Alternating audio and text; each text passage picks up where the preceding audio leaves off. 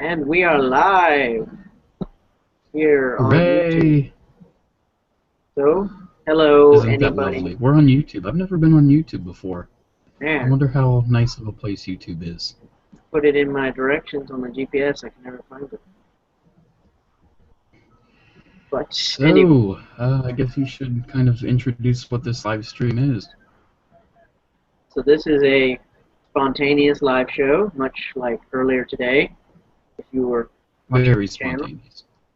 Yeah, we just no previous announcements whatsoever. We just go and just talk about stuff. So here we are, and I decided that we should probably talk about Guardians of the Galaxy since that's something we both like.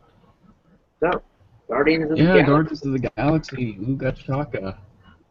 Yeah, the one or second Marvel movie that Adam has enjoyed. Yeah, it's the second Marvel movie I've enjoyed, and to any people watching this now or in the future, I am Jcc2224. I am a guy who does stuff on YouTube. And I have recently been talking to Joker Fett about Guardians of the Galaxy, Marvel Legends, and all that stuff. I don't profess to be a Marvel fan, but I love Guardians of the Galaxy. So I guess we're going to talk about that. Well, if you got to pick one to like, Guardians is a good one. Yeah. So let's start off about. I'm not really sure what to start about. Well, I think first off, I guess I just wanted to talk about. I found it interesting, not to like turn this into like some kind of psychiatry session or anything, but I found it interesting. I want to be a psychiatrist in college, so I think I can deal with that. Yeah, that's really interesting. So anyway, I found it interesting that you, who is a self-professed, professed not, sorry, it's late. I'm going to mix up my words from time to time. But a self-professed not fan of Marvel enjoys Guardians of the Galaxy.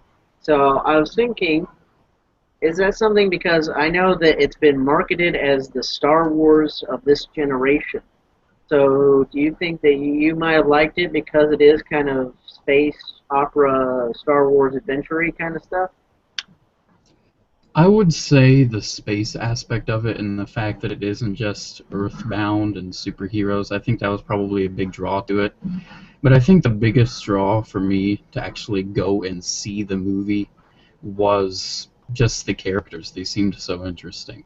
Mostly Groot, Rocket, Drax, Gamora, Star-Lord, basically all of them seemed interesting. So I went and saw the movie, I loved it, and I ended up getting all the figures the first chance I got.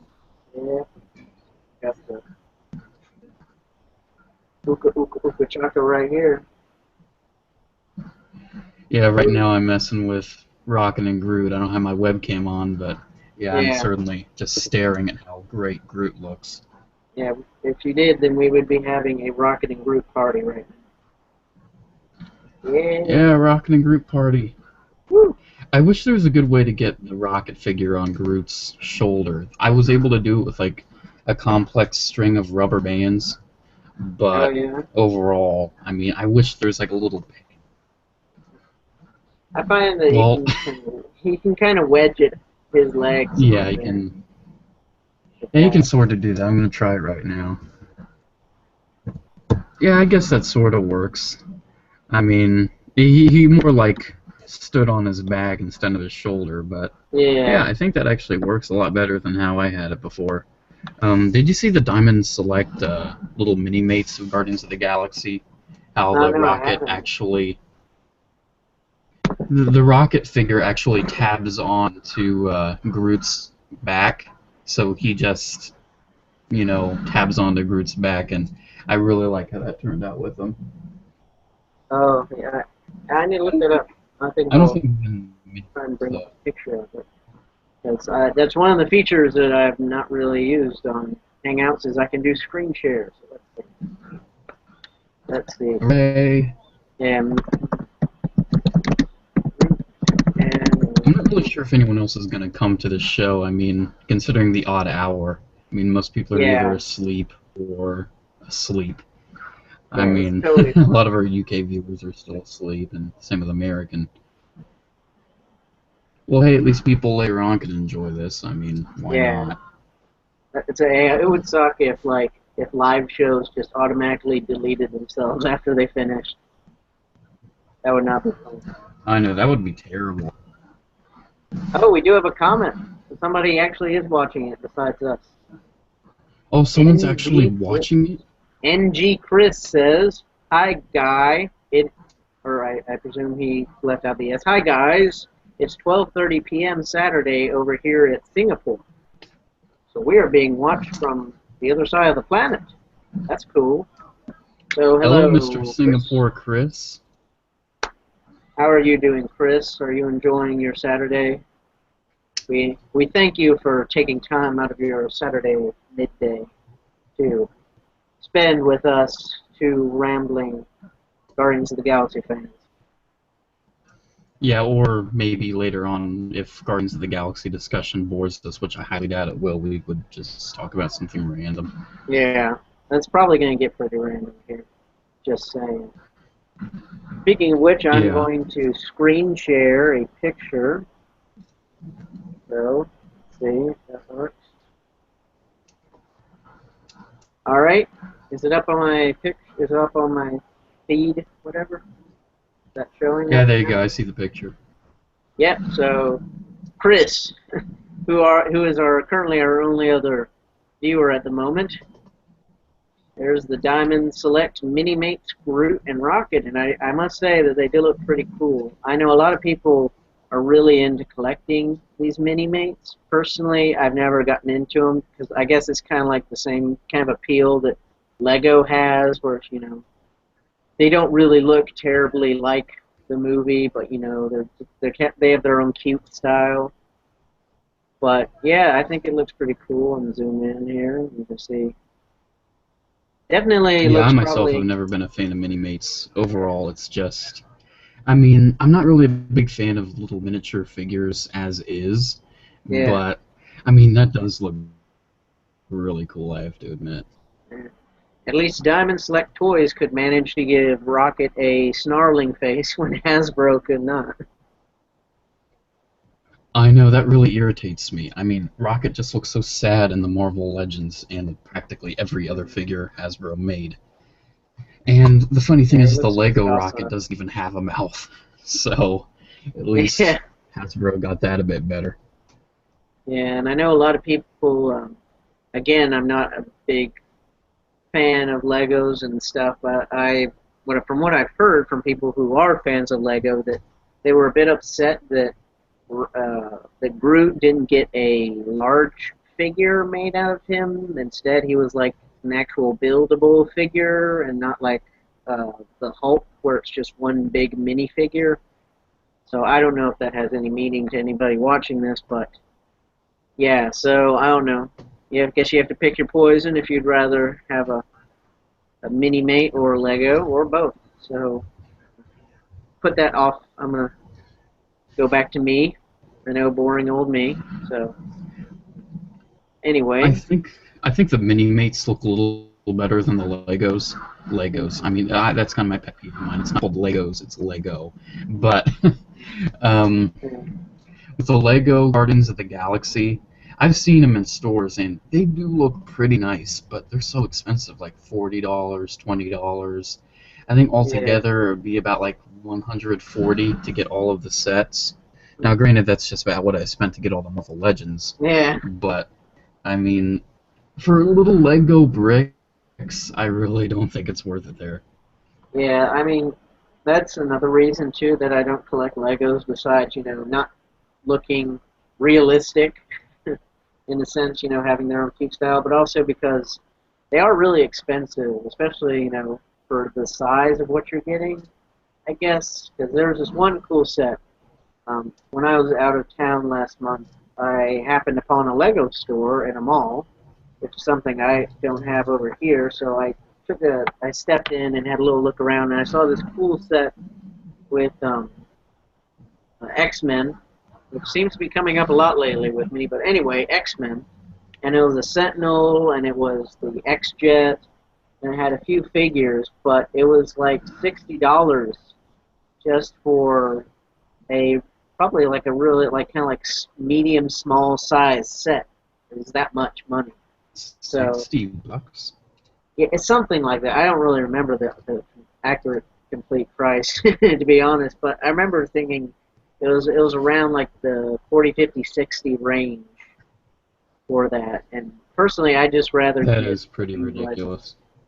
yeah. So, but anyway, I think it's just a thing as a collector. You just have to decide up front, if you want to collect Legos or if you don't. I don't think there's really any in I used to between. collect Lego. Hmm? I mean, I used to go crazy for Lego, and it Yeah. was so expensive. I mean, a lot of the sets didn't seem worth it to me. Even when I collected stuff, I didn't get most of the big sets because they were just too overpriced. And now that I don't consider myself a Lego collector at all, they're just even they're just even more expensive. It's quite sad, and they're getting to look so realistic that it doesn't even look Lego anymore. It looks like kind of like a mini mate, really. Yeah. I mean, Yeah. they put so much of that printing on them. Yeah. I agree. Definitely, Lego has not avoided the price hikes in figures and toys of the past several years. I think you're definitely like just comparing because I know one of the few Lego sets that I actually have built and displayed is the Lego Star Destroyer, which I got in like 2007, and That's the exact same Lego set that I display. That's yeah, the only yeah, set I it's a display. good set. I will admit, Lego is definitely they have some great looking sets, but anyway, it's I think they're re-releasing it or retooling it and making an updated Lego Star Destroyer I saw in the store, I believe, or if I saw it online, I don't Yeah, remember. I've But it's already like, seen that. yeah, and it's like twice the price that I originally got for the Star Destroyer. So it's pretty outrageous. I think it's a little smaller too.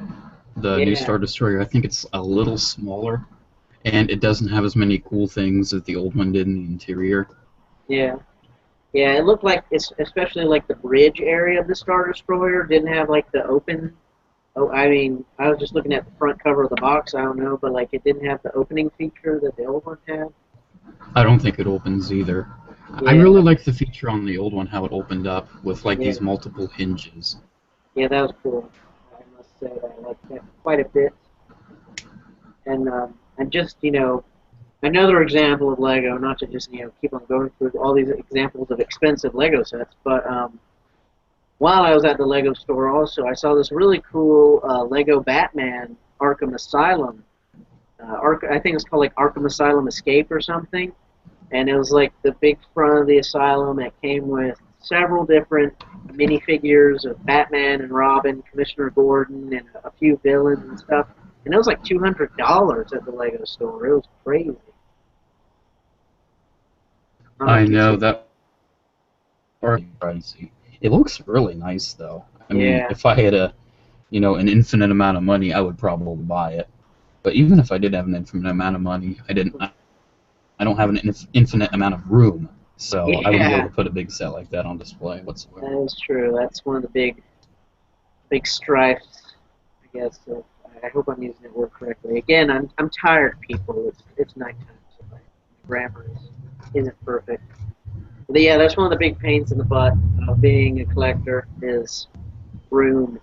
Even if you have a lot of money, you always run out of room. Like right now, I honestly like going tying back into Guardians of the Galaxy since we've already kind of wandered off a little bit. But Guardians of the Galaxy figures, and this is just two of them, Groot and Rocket. I don't have anywhere on the shelf to put them. All my shelves are full. I don't know if I'm just gonna have to like, make some room, scoot over some figures, and find a place for them. So right now they're just temporary residence on my desk. I don't have a shelf to put them that's really clear enough to put it there. So I don't know. Yeah, I actually moved all of my Ninja Turtles down from my Ninja Turtle shelf, and I just put all my Marvel Legends up there. And as Yeah, of right now, I don't know where my Ninja Turtles are going. So, Yeah, yeah, they're probably going to go on the floor or something because I just don't have anywhere to put them.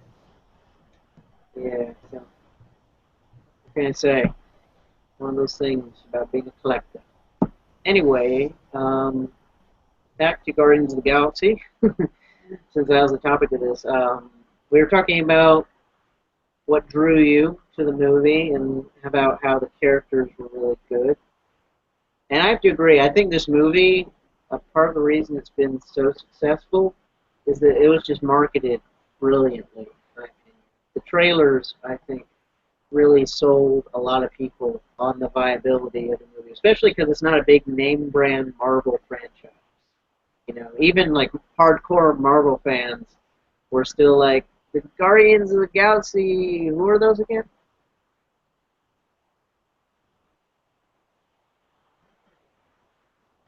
Whoa! Adam has left us. He has left the building. Whoa! He should be back. Maybe his call just got dropped. Um, so I'm talking to myself. How are you doing, NG Chris? Doing good? Still watching us there, man? We'll be back to our regularly scheduled programming in just a moment. Man, see what's up with Adam.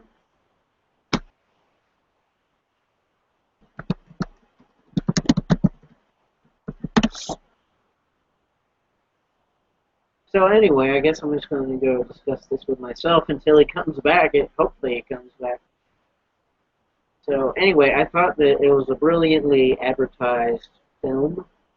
That, especially just the first trailer. I think it premiered around, was it Christmas time last year, or maybe a bit later? Oh, and Adam appears to be back. Hello, Adam. Are you there? What happened? What happened, man? Game over, man. I cannot hear you, Adam. Is your microphone on?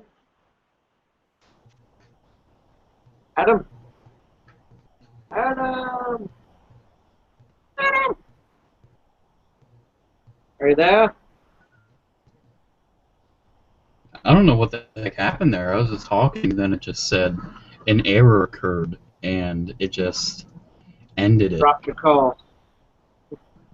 So, is this still the same live stream, or Yes, is it different? this is the same live show. Thankfully. That did not Okay, happen where it good. was just a total crash across the board. Did you hear what my latest thing I said about the advertisement? So, Yeah, I heard that. I was just about to respond, and then it just okay. ding. But the advertising for the movie was really good. I mean, of course, that's probably the reason why I got into it. But I mean, the trailers are really nice, bringing in the classic pop songs and the clips and the little scenes they showed. It just, it mixed the comedy with the action so well. And Yeah. overall, I mean, even with the merchandise, I mean, that talking Star-Lord that plays the 70s style music, I think that's pretty neat. Now, I'm never going to buy it, but it is pretty neat. Yeah, I agree. I think especially because like the first trailer really heavily featured the lineup scene, which actually ended up being a little bit different in the finished movie. In case you guys viewing at home didn't know, it's actually a little bit different. But with the whole like comedy thing with the obscene gesture alert and Yeah. the what a bunch of a-holes. So I think that really sold a lot of people. I know, like for instance, and just drawing from my personal life, my dad, who reads comics, like whenever I get a comic, after I'm done with it, he usually goes and reads it too. So he's familiar with comics. He didn't know who the Guardians of the Galaxy who they were, but as soon as he saw the trailer, he said, I want to see that movie. And he said that never before have I seen a movie trailer that has sold me on a movie quite like the Guardians of the Galaxy trailer. So that's good. I know the trailer was just so nice, and one thing I like about the actual movie is that the obscene gesture alert that Yeah, wasn't in the actual movie, and you actually saw him giving yeah. the bird. I But think. Yeah. I mean, I never go to the movies. I've gone to 2 movies this year, Transformers 4 and Guardians of the Galaxy. And the previous movie I went to was Toy Story 3 in 2010. I do not go to the movies. And Apparently. the fact that Guardians of the Galaxy actually brought me to the movies, I think that really does say a lot with how much I like it. And right now I'm actually wearing a Guardians of the Galaxy shirt I found at Walmart. Nice. So, Actually, yeah. there's a website that I frequent called Ripped Apparel, RIPT apparel.com, and they do these Oh things yeah, where they have Ripped like, Apparel. I see Sean Long advertising that. yeah. They have a lot of merchandising deals with the big YouTubers. Not me, of course. I would love it if I got free T-shirts, but anyway, that's neither here nor there. But anyway, I buy T-shirts from them on a semi-regular basis whenever they have a cool design. And the other week they had this Star Wars Guardians of the Galaxy crossover one, where it was the classic poster for A New Hope, where it's like it's like Luke's got his blaster out, and Leia's on the side looking all like sexy and whatnot. And it was like that design, except for with the Guardians of the Galaxy characters.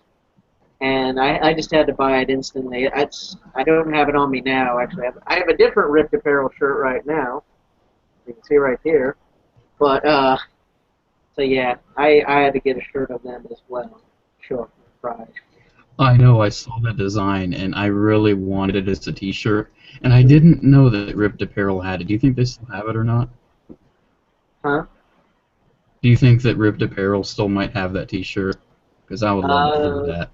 Unfortunately, no. They only do. They have a weird thing. I think this is how they avoid getting into copyright trouble, since they sell a lot of unofficial licensed shirts. Um, they only sell a T-shirt design for 24 hours before they change it. So Oh they only yeah, have that 24-hour thing. yeah. So that's a bit of a bummer. I'm sure you could find it like on other sites. Like usually designs usually make the rounds at like the I guess the unofficial T-shirt websites. Like I know what's another one of them. Shirt Punch I think is another one. So it might pop up there or eBay as well I guess. But yeah. So real quick I want to go to the comments because we have gotten a few more and we've actually gotten a new viewer. Which I don't know if you can see that at the bottom of your window, but I have a little viewer counter at the bottom of mine, maybe just because I'm a post. That's a little bit That's a No, little I bit don't random. have it. Oh well, then I have the power to say how many viewers we have. But anyway, we've gotten a few more comments. I've been monitoring the comment section. NG Chris says that he only has the Iron Man and Nova. Let's see, Iron Man and AMP. I don't know which figure he's referring to. I'm not sure what AMP would be. Mismoved, misspelled. No, he says Nova is hard to find here. Next is Rocket. So, yeah, I heard that collecting in different countries across the world is a bit difficult depending on how they stock it. Like I know, for instance, this is not really related to Hasbro or Guardians of the Galaxy, but I know that Toys R Us's in the UK do not stock NECA figures, so those figures are a bit harder to find there. So, yeah, so I know of your situation, Chris. I personally have not experienced it because I've only lived in the United States. But anyway, next comment, JCC2224, who is a longtime viewer of mine and friend. So thank you. Welcome to the live show, JC. He says, "Yo, live Welcome. action!" Exclamation marks will be in and out as he washes dishes. So I thank you for taking time out of your dishwashing to watch our little chat. To watch our chat. That's a bit of an awkward phrasing. Watch our discussion. Dishwashing sounds very exciting. Yeah. But anywho, I forgot where we were. I think we were talking about I guess advertising. we could address some of the comments, like how hard it is to find Rocket and Nova. Yeah, yeah. So, Chris, if you're listening, yeah, Rocket and Nova are harder to find here as well in the United States because they're the two figures that are short packed in the case assortment, I believe. I don't think any other. I think every other figure is 2 per case, but they're both 1 per case. So they're harder to find here as well. Not like super expensive yet. Like I think you can find them on the secondary market for like 30 to 40 a piece. Yeah. Which is a lot and ridiculous. Yeah, I mean, in retrospective, it is kind of a lot.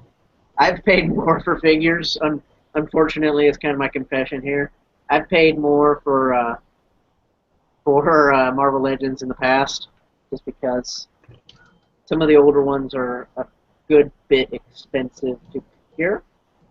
But I always try to get the best deal I can on them. So yeah. But typically I don't. Yeah, I always. Oh, you can go ahead.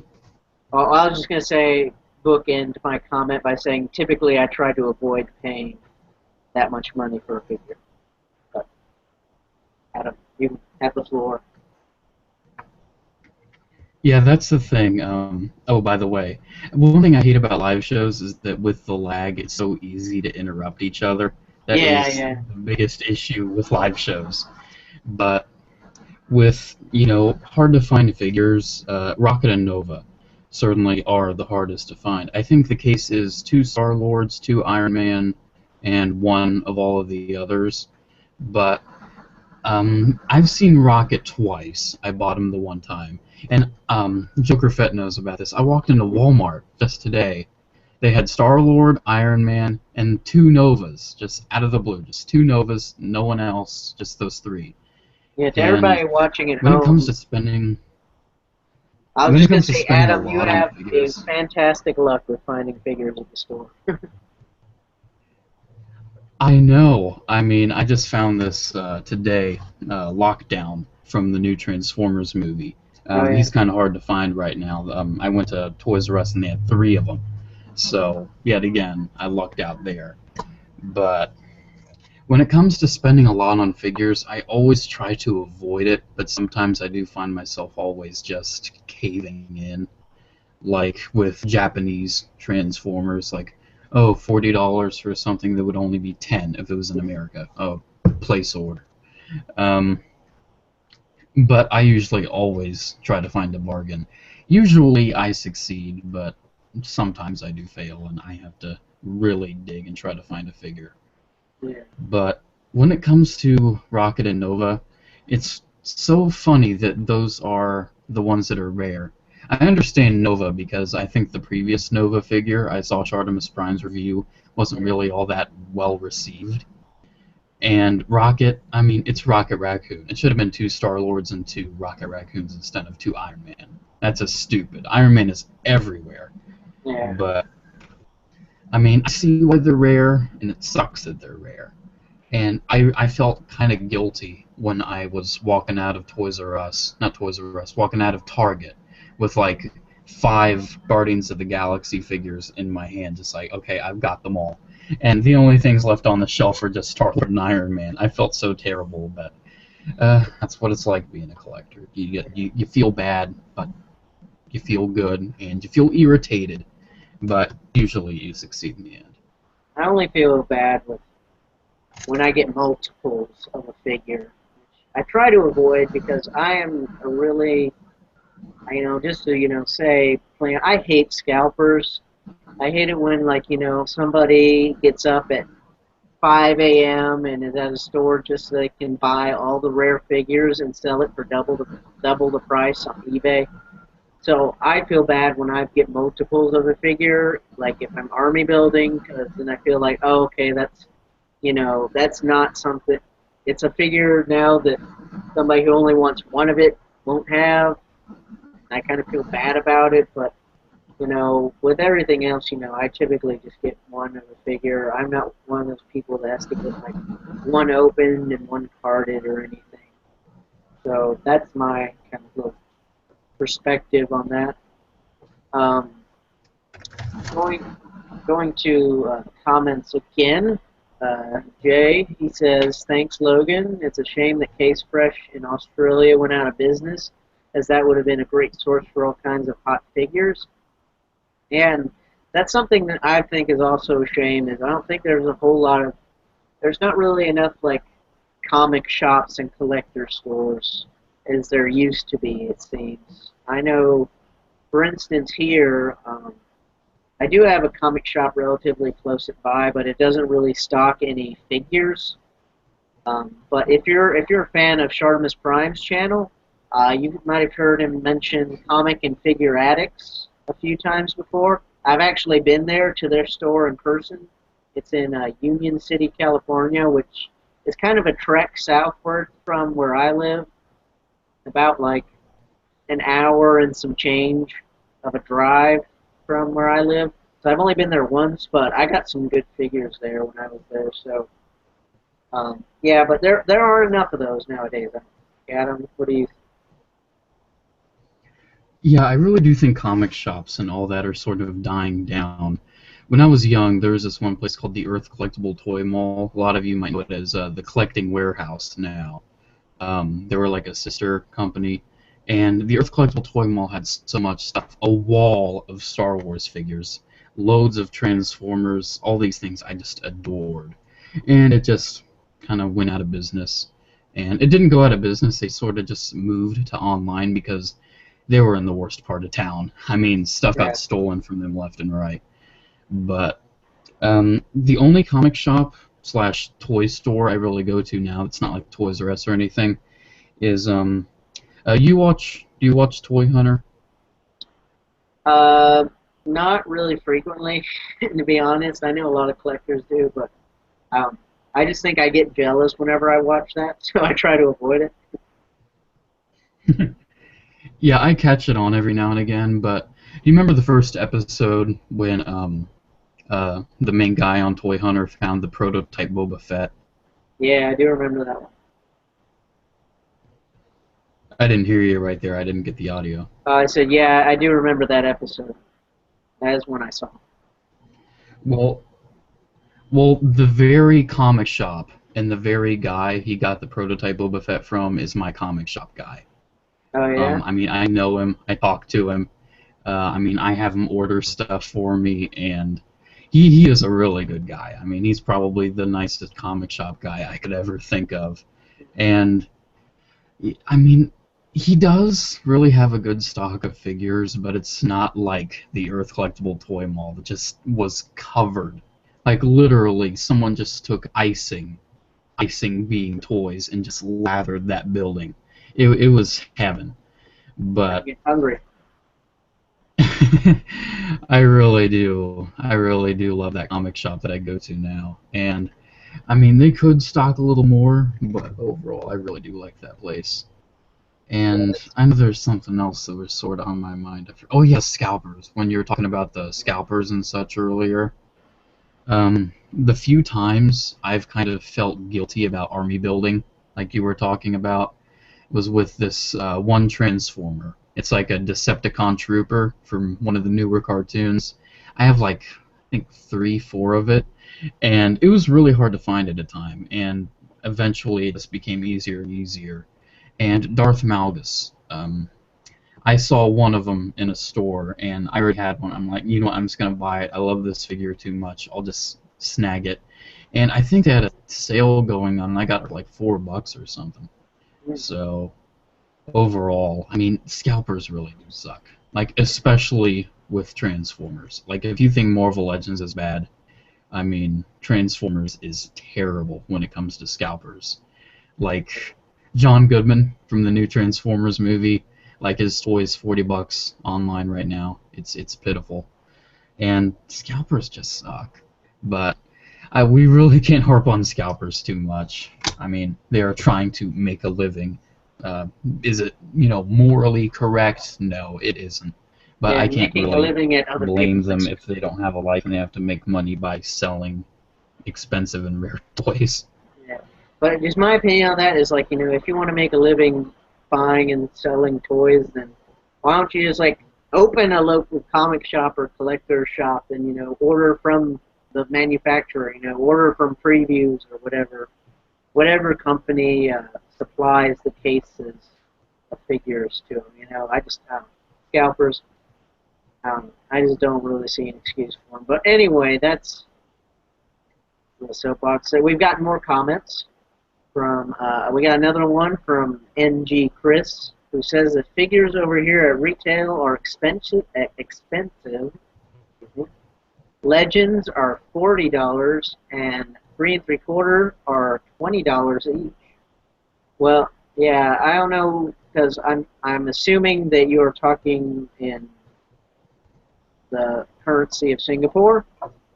Personally, I'm sorry, I'm not very well versed in the currencies of the world, so I don't know I don't know if you already changed it and converted it to American dollars or if what the conversion factor would be, but yeah, figures have gotten a bit more expensive of late. I think everybody that's a collector can attest to that. Yeah, I know a lot of foreign countries, like Australia, I know, like actually converting it, they're a lot more expensive. Yeah. Like Singapore, $20 for like a 3 3/4 inch figure, 30 for like a Black Series or something. I mean, the currencies and how much people are trying to charge for a figure nowadays are a lot. Like I look at Rocket Raccoon and I'm like, oh, they kind of try to charge $20 for that. And now, granted, it came with a Build-A-Figure piece and a Yeah. little like chest cannon. I forget what it was in the movie, Yeah. but A weapon a of his figure own like that design. that can't even move below the waist for $20, I think it's a bit of. Yeah, I think at least Hasbro tried to justify that figure. Again, to all those at home, we're talking about this guy right here.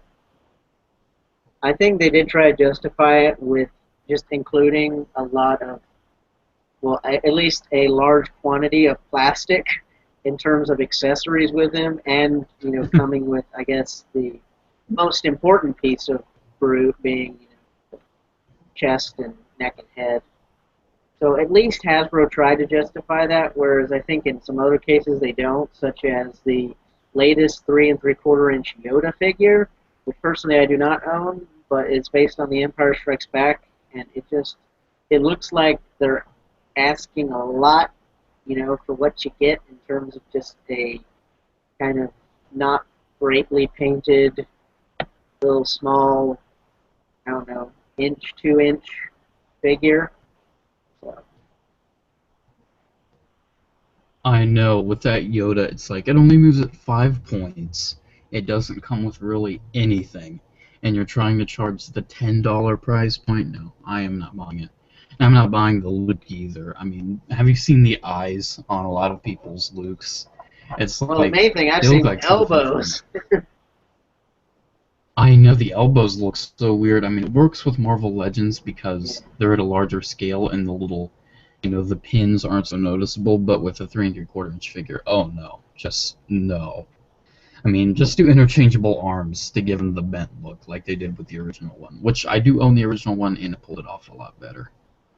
Yeah, I think definitely articulation. I think I think in the past in 3 3/4 inch, I've complained about Star Wars figures not having as much articulation as I think they should. But it's a lot harder to pull off more articulation in that scale than it is in the 6 inch scale. I think it just becomes easier to hide it as you get larger. That's why the 12-inch like sideshows and Hot Toys, you can hardly tell that they have articulation points because they just cover it up so well. But that's just something. Again, as the scale gets larger, it gets easier to do. Moving on to the next comment, we've got we got an additional viewer. We've got the Darth Duo, who I've not seen on here in a while. So hey, it's good to see you, Darth Duo. And he Hello comments, there. yeah, hello. He comments Well, the first comment is, "Hey Logan, long time no see, dude." Likewise. And his second comment is 1 a.m. here. Ha ha ha. Guardians of the Galaxy was great. What did you guys think about Dave Bautista as Drax? Who would have thought he would have been such a great actor, in my opinion? I'll let you tackle this one first. Yeah, I really did like Batista as Drax. I mean, I really think it worked. Like, Batista is Drax, in a way. Like, Mark Hamill is Joker. Kevin Conroy is Batman. It's just a really good fit for Drax. And I don't even know who Drax is, except from the movie. And even then, I knew that it just fit like a glove. I really did like Batista. Yeah, I have to agree pretty much with everything you're saying. And I mean, I don't claim just because I am a fan of Marvel that I know everything about the most obscure characters out there. Like, to be completely honest, going into Guardians of the Galaxy, my knowledge of the team was bare minimum. But from what I know of Drax after reading the first volume of the Marvel Now Guardians of the Galaxy, Bautista did pretty great, I must say. I think he had really good comedic timing, as well as just being an imposing, muscle-bound guy. I think because in the movie he's played up a lot for laughs as not understanding sarcasm and figures of speech, and I think that he pulled that off great. Like especially my favorite line of his being the "Nothing goes over my head. I would catch it first." So. Yeah, so I think Batista. Probably my favorite Drax moment was when Star-Lord did the his finger across the neck, and Yeah, Drax is just talking about, like, I'm not gonna stroke my finger across Thanos' neck. That was yeah, probably my favorite moment. yeah. Just another one coming to mind here. Not to list all the funny jokes that Drax has, but when they crash into Ronin's ship, and he's saying that he is glad to have these friends, but he's also insulting him and saying like this dumb tree is my friend, this green whore. Yeah, that was really funny. Anyway, we don't want to spoil all the best Drax moments for those of you who haven't seen it. But, yeah, so I thought he was great. While we're at it, why don't we just continue down the roster of characters and talk about how we thought they did? Like Chris Pratt as Star-Lord. Star-Lord was, I mean, of course he was the main character. I mean, without a doubt, Star-Lord was the main character, but I really, really did like how Chris Pratt, not Pat, I like how he played him a lot. I mean, he was comedic, he was badass, he looked cool, he acted cool, and just the fact that he played the classic music too, that was really cool. Yeah. Overall, Star-Lord, Chris Pratt. I want to see Chris Pratt in more movies. I really do. I like him a lot. The only thing I think he was in, like from my knowledge, is that Parks and Recreation show. But overall, I really did like Star-Lord, and I kind of wonder what they're going to do with sequels for Guardians of the Galaxy. So, what do you think of Star-Lord? Yeah, I thought that Pratt. Yeah, I'm making the same mistake. Chris Pratt. I think that he was great as Star Lord. I think again, just comparing it with Marvel Now Volume One, um, and that's going to be my big comparison here. I guess I'm going to be the guy to compare it to the comics, but I think that he was funnier than the comic Star Lord, and I'm not sure how much of that was improvised, but yeah, I thought he was great. I have watched several times in the past Parks and Rec, and he was actually not my favorite character on that show. He always played kind of like, I guess I don't know how to say it in polite terms, but he was kind of like the funny big guy, and like you've probably seen on the internet like before and after photos of Chris Pratt after doing the training for Guardians of the Galaxy. You know, he used to be pretty doughy on the show, um, and so Yeah. he was always playing it for laughs as kind of like the dumb guy. But I thought he was good, and I thought he was really good. So yeah, and we'll talk more about the music later. That'll be our next topic of discussion after. So going down the line, how about Zoe Saldana as Gamora? Gamora was, I hate to say it, like, she was probably the only character that didn't bring a smile to my face. She wasn't supposed to be funny, and she really wasn't. But I think overall the character was pretty nice. I mean, she was played really well by Zoe Saldana. Is that who it Yeah, is? Yeah. Zoe Saldana. And overall, I mean, I just liked all of the Guardians. Um, I mean, I can see why people don't like Gamora all that much because of the fact that she's not really funny whatsoever, really. But I don't know. I liked her. Certainly not my favorite Guardian. Probably my least favorite. Yeah, I liked her. I think.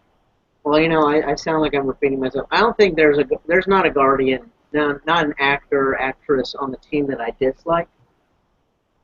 I think that she was given probably the more difficult task of playing the straight man character, which you know, if you in comedy terminology, being like the person that doesn't get the jokes, the person that's not in on the jokes, which Yeah. actually I think Drax probably should have been that character maybe because you know I think he has the kind of like the setup with not understanding metaphors, but he has more comedy because of that. While Gamora is just you know this always the serious person because you know they've got to avenge. She's got to avenge her family and you know stop such and such. And so, but I thought she was pretty.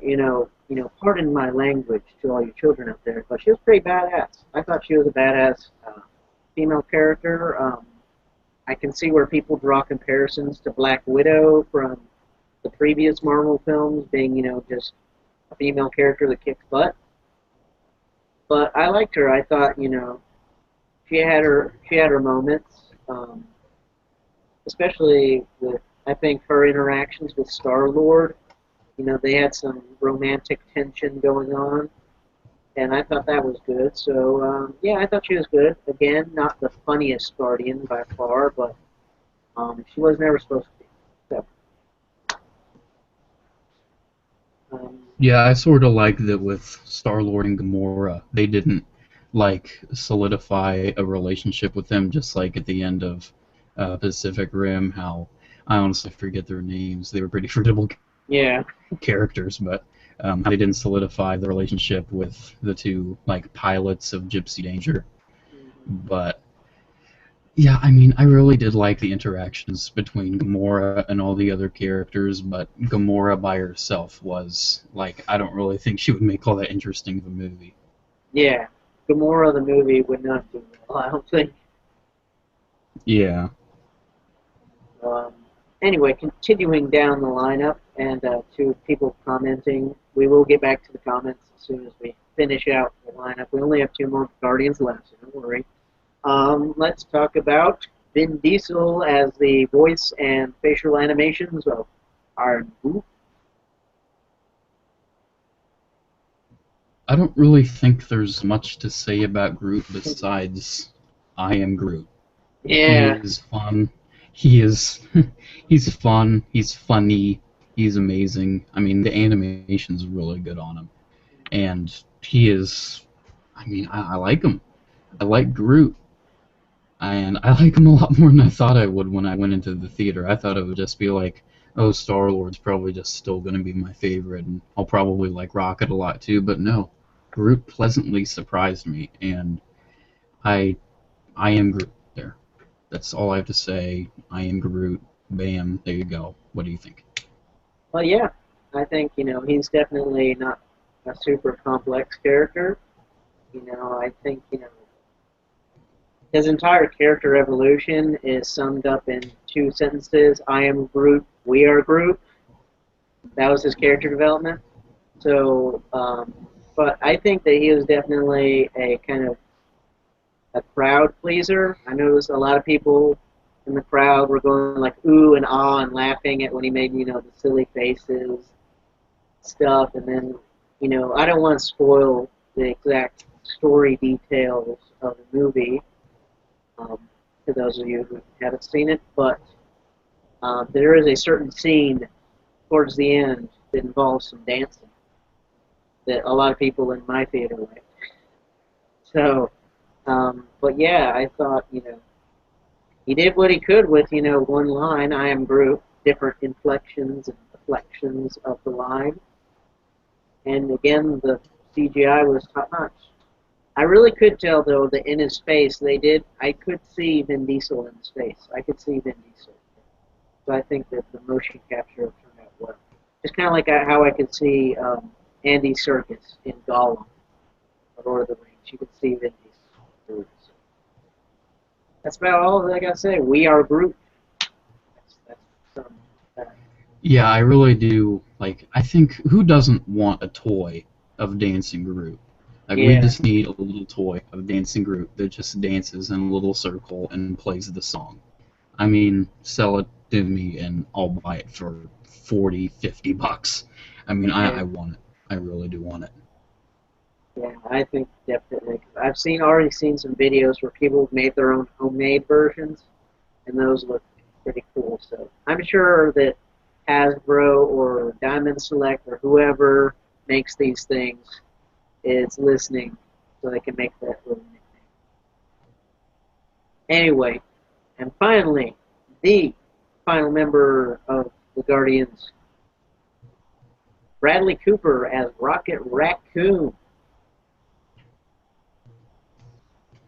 Rocket was funny. He was funny. He was fun. I know I said that about Groot, but the fact that he actually put so much emotion into his voice acting, it added so much character just to Rocket himself. Like, I know how you don't want to go into all that much of detail about the plot, and Yeah. if you haven't seen the movie, anyone watching, go see the movie, like right now. But um, there's one scene where you probably know what I'm talking about, where you actually legitimately feel sorry for Rocket Raccoon.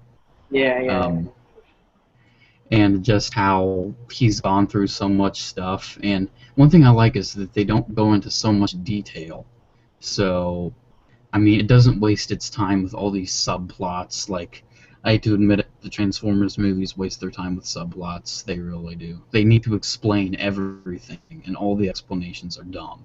But the things that they did explain in Guardians, it wasn't dumb, and they didn't explain a lot of stuff. And um, like Star-Lord's parenthood, I'm not going to go into detail there, but they didn't explain all that. They're saving that, and I just like how Rocket was portrayed. The animation was really nice, and overall, I was pleasantly surprised by Rocket. So, what do you think of him?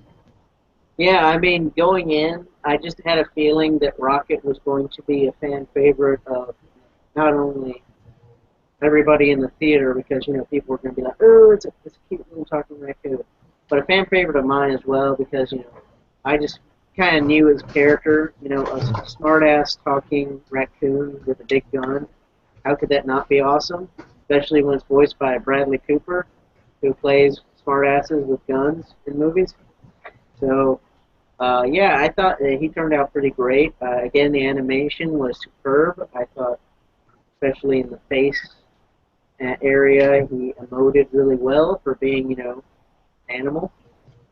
And again, especially, I think everybody in this movie, every Guardians member, has their own, like, I guess, emotional moment or emotional scene, and I definitely know which one you're talking about with Rocket. Again, not to spoil it for everybody, but he's, he's.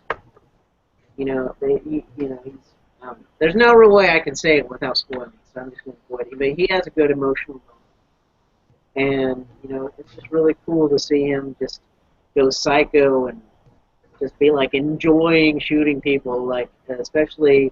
And this was in the trailer, so I'm not spoiling that. But at the prison when they're escaping and he gets thrown a gun and he's just like, oh yeah. And then he just goes, ah, shooting everybody. Groot's all like, oh, well, I am Groot. So, he's just a really fun presence on the screen, and definitely the character that I want to see. So, yeah. I So would that, say, and except for the one emotional rocket scene, which is kind of spoilerish. The three moments that I remember with Rocket are like the ones that really stick out to me are the emotional scene, just how depressed and humiliated he looks when he walks into the room with Star-Lord, and this was in a clip before the movie was released, where he's all wet and stuff. I just really like how he looked there, and when he went, oh yeah, those are certainly the most memorable Rocket moments. And well, maybe not the. I just like how humiliated he looked in the when he got cleaned off. But yeah, those certainly are some of the best moments of Rocket Raccoon. And yeah, I think it pretty much sums up like the Guardians.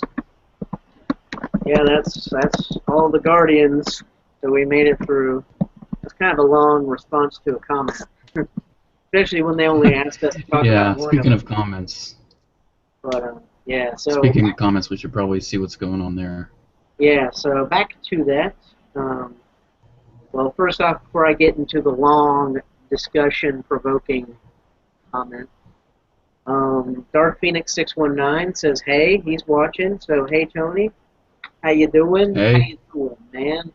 He's my YouTube neighbor. In case you didn't know, he's up there in Sacramento, about an hour and a half drive away, 2 hours of traffic. But anyway, he's my YouTube neighbor. So met him at Sacramento Comic Con this past spring, which is totally on a tangent. So hey, Tony. Anyway, Darth Duo comes back with another very much discussion-provoking question. Where he says, "Have you heard of the possibility that people are wanting Chris Pratt to play the new Indiana Jones?" Adam? there shouldn't be a new Indiana Jones. I mean, the old movies, things don't need to be rebooted. I mean, for the love of God, don't reboot all these things. I'm glad they don't reboot Star Wars. I'm glad they just make sequels and add to it. And I don't think Indiana just needs to be rebooted. I mean, what else is he gonna do? He's gone through like these three big adventures, and those movies are enough. I don't think it needs to be rebooted. But going about Chris Pratt being Indiana Jones, I think it would work. I mean, I think it would work, but I think Harrison Ford is Indiana Jones. It doesn't need a reboot. It needs a reboot. Aren't they rebooting Terminator 2? Like, they really should not reboot Terminator. I don't know. Since Um, Terminator, yeah, kind of going off on a tangent here, but real quick, talking about addressing the Terminator part. Um, yeah, I've actually been like, reading up and seeing what the heck's happening there because Arnold Schwarzenegger is going to be in it again, and it's going to be called Terminator Genesis or Genesis. They spell it funny. It's like Gensys because Hollywood is pretentious and likes to misspell things intentionally. Um, yeah, it's probably code name for something really stupid or something. yeah, it's probably going to be like the new Cyberdyne or the new Skynet or whatever. And in it, he plays an aging Terminator, which again is kind of like contrary to the fact that Terminators are robots and don't age. But it's like the outside, like because the Terminator is metal on the inside, but the exterior is organic. So he's just a Terminator that's been around for a while, and he's aging on the outside, I guess, just to explain Yeah, how he looks so old. I think in Terminator 2, they said that Terminators last about like 170 years or something. I know something around that. But I mean, I can see an aging Terminator work, but I mean, I'm glad that Arnie's in it. I heard something about The Rock being the Terminator in that movie. No, just no. But Yeah, Yeah, I don't think Hollywood reboots need to happen. I know there's another recent reboot that really got on my nerves. I can't place my finger on it, but I Well, there's just many. really, I mean, reboots are the vein of my existence. Yeah, reboots generally suck. I forgot what were we talking about. Oh yeah, Indiana Jones, Chris Pratt. Yeah. Personally, I think I agree that Indiana Jones is just kind of one of those things that I think especially after Crystal Skull that they can just leave alone and everybody on Earth would be happy. But if they were to reboot Indiana Jones, I think Chris Pratt he would work. I think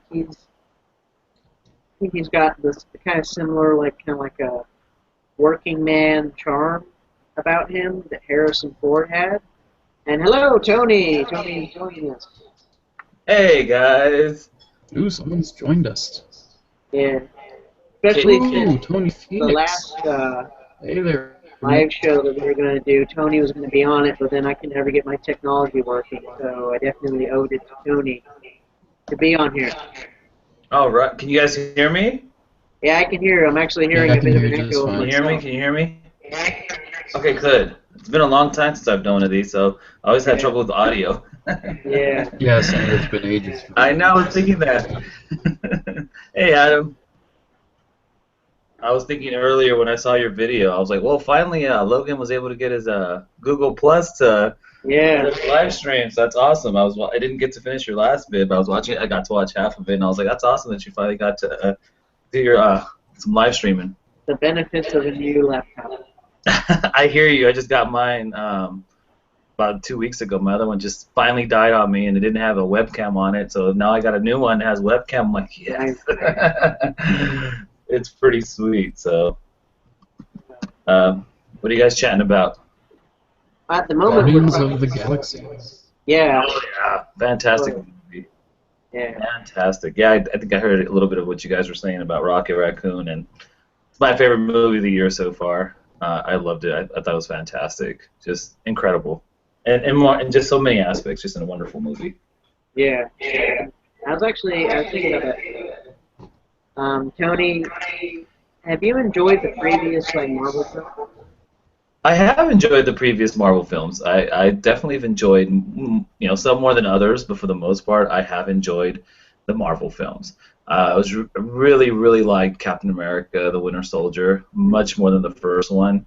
The first one's probably been my least favorite of the Marvel films. I even enjoyed Iron Man 3, believe it or not.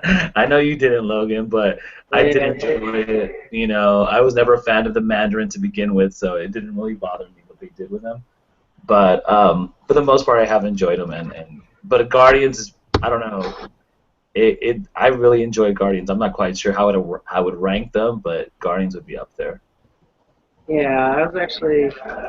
We were talking about this at the beginning of the show, how maybe I think the more Star Wars fans will be able to get into Guardians of the Galaxy versus the other Marvel films because it's got a very similar kind of tone, science fiction, space opera, adventure, comedy aspect.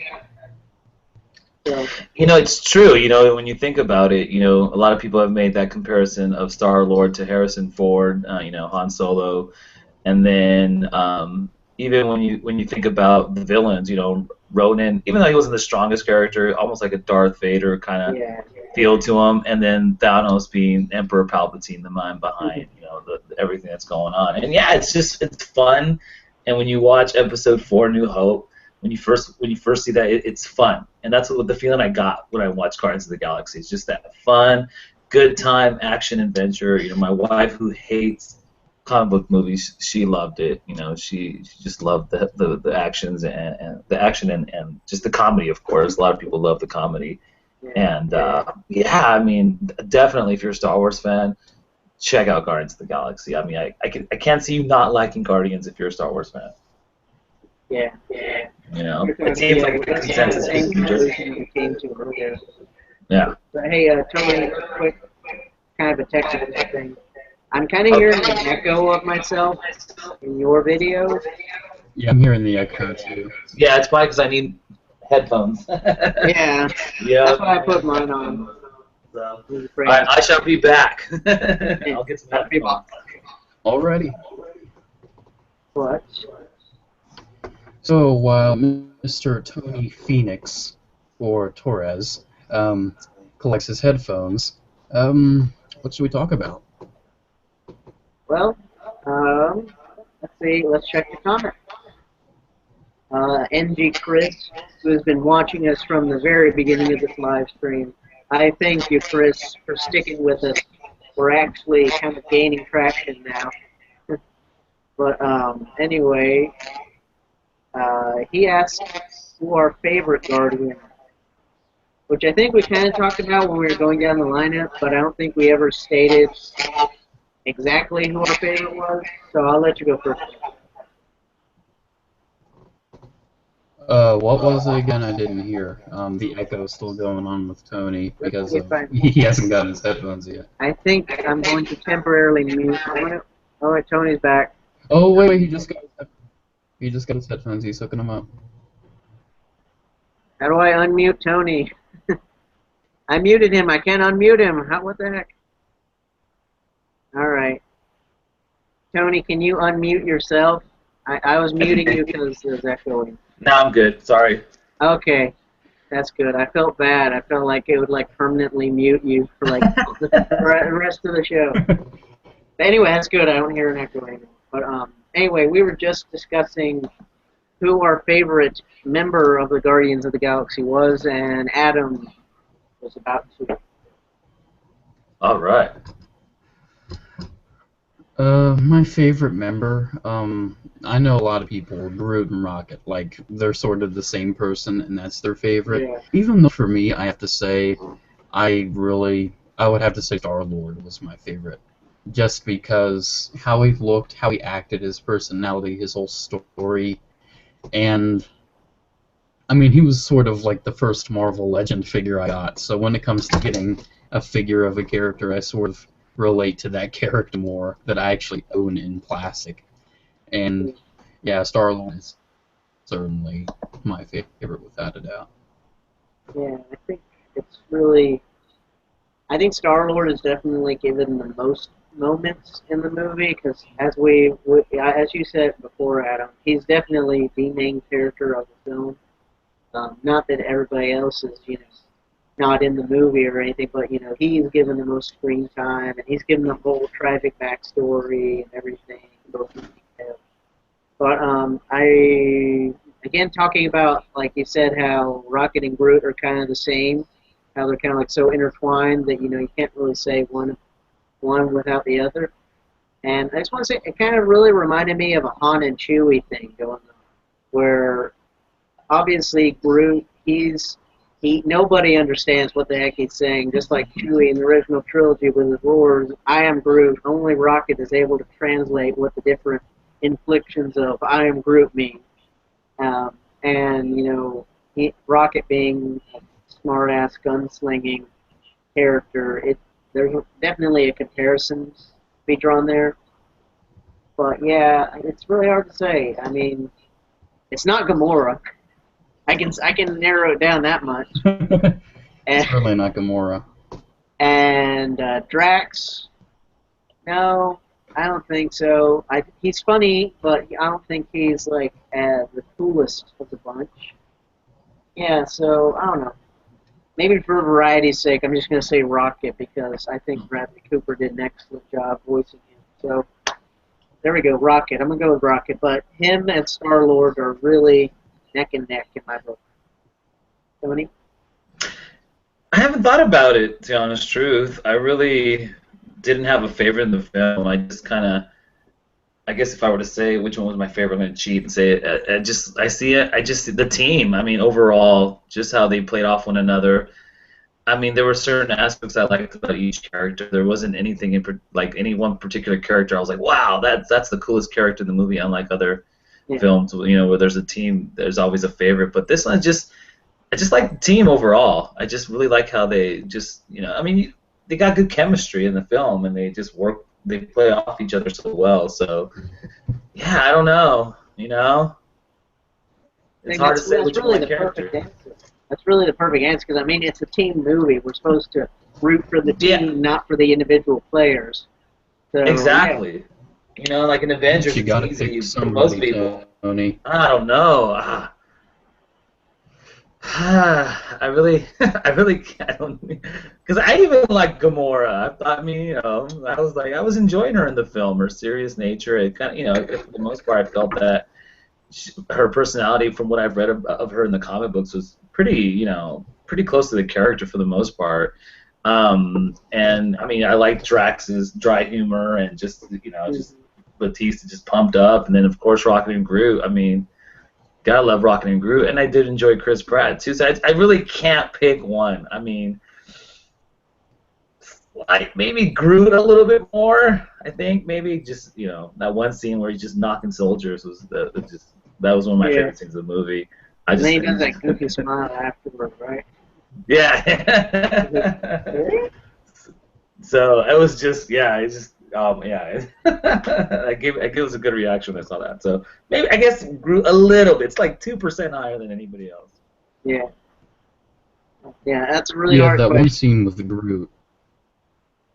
That one scene with Groot, that really did remind me of the Hulk and what he did to Loki in the Avengers. Yeah. Now, I'm not. I feel like the only person out of the three of us that really isn't a big fan of the Avengers, but I did really like that scene there. Yeah.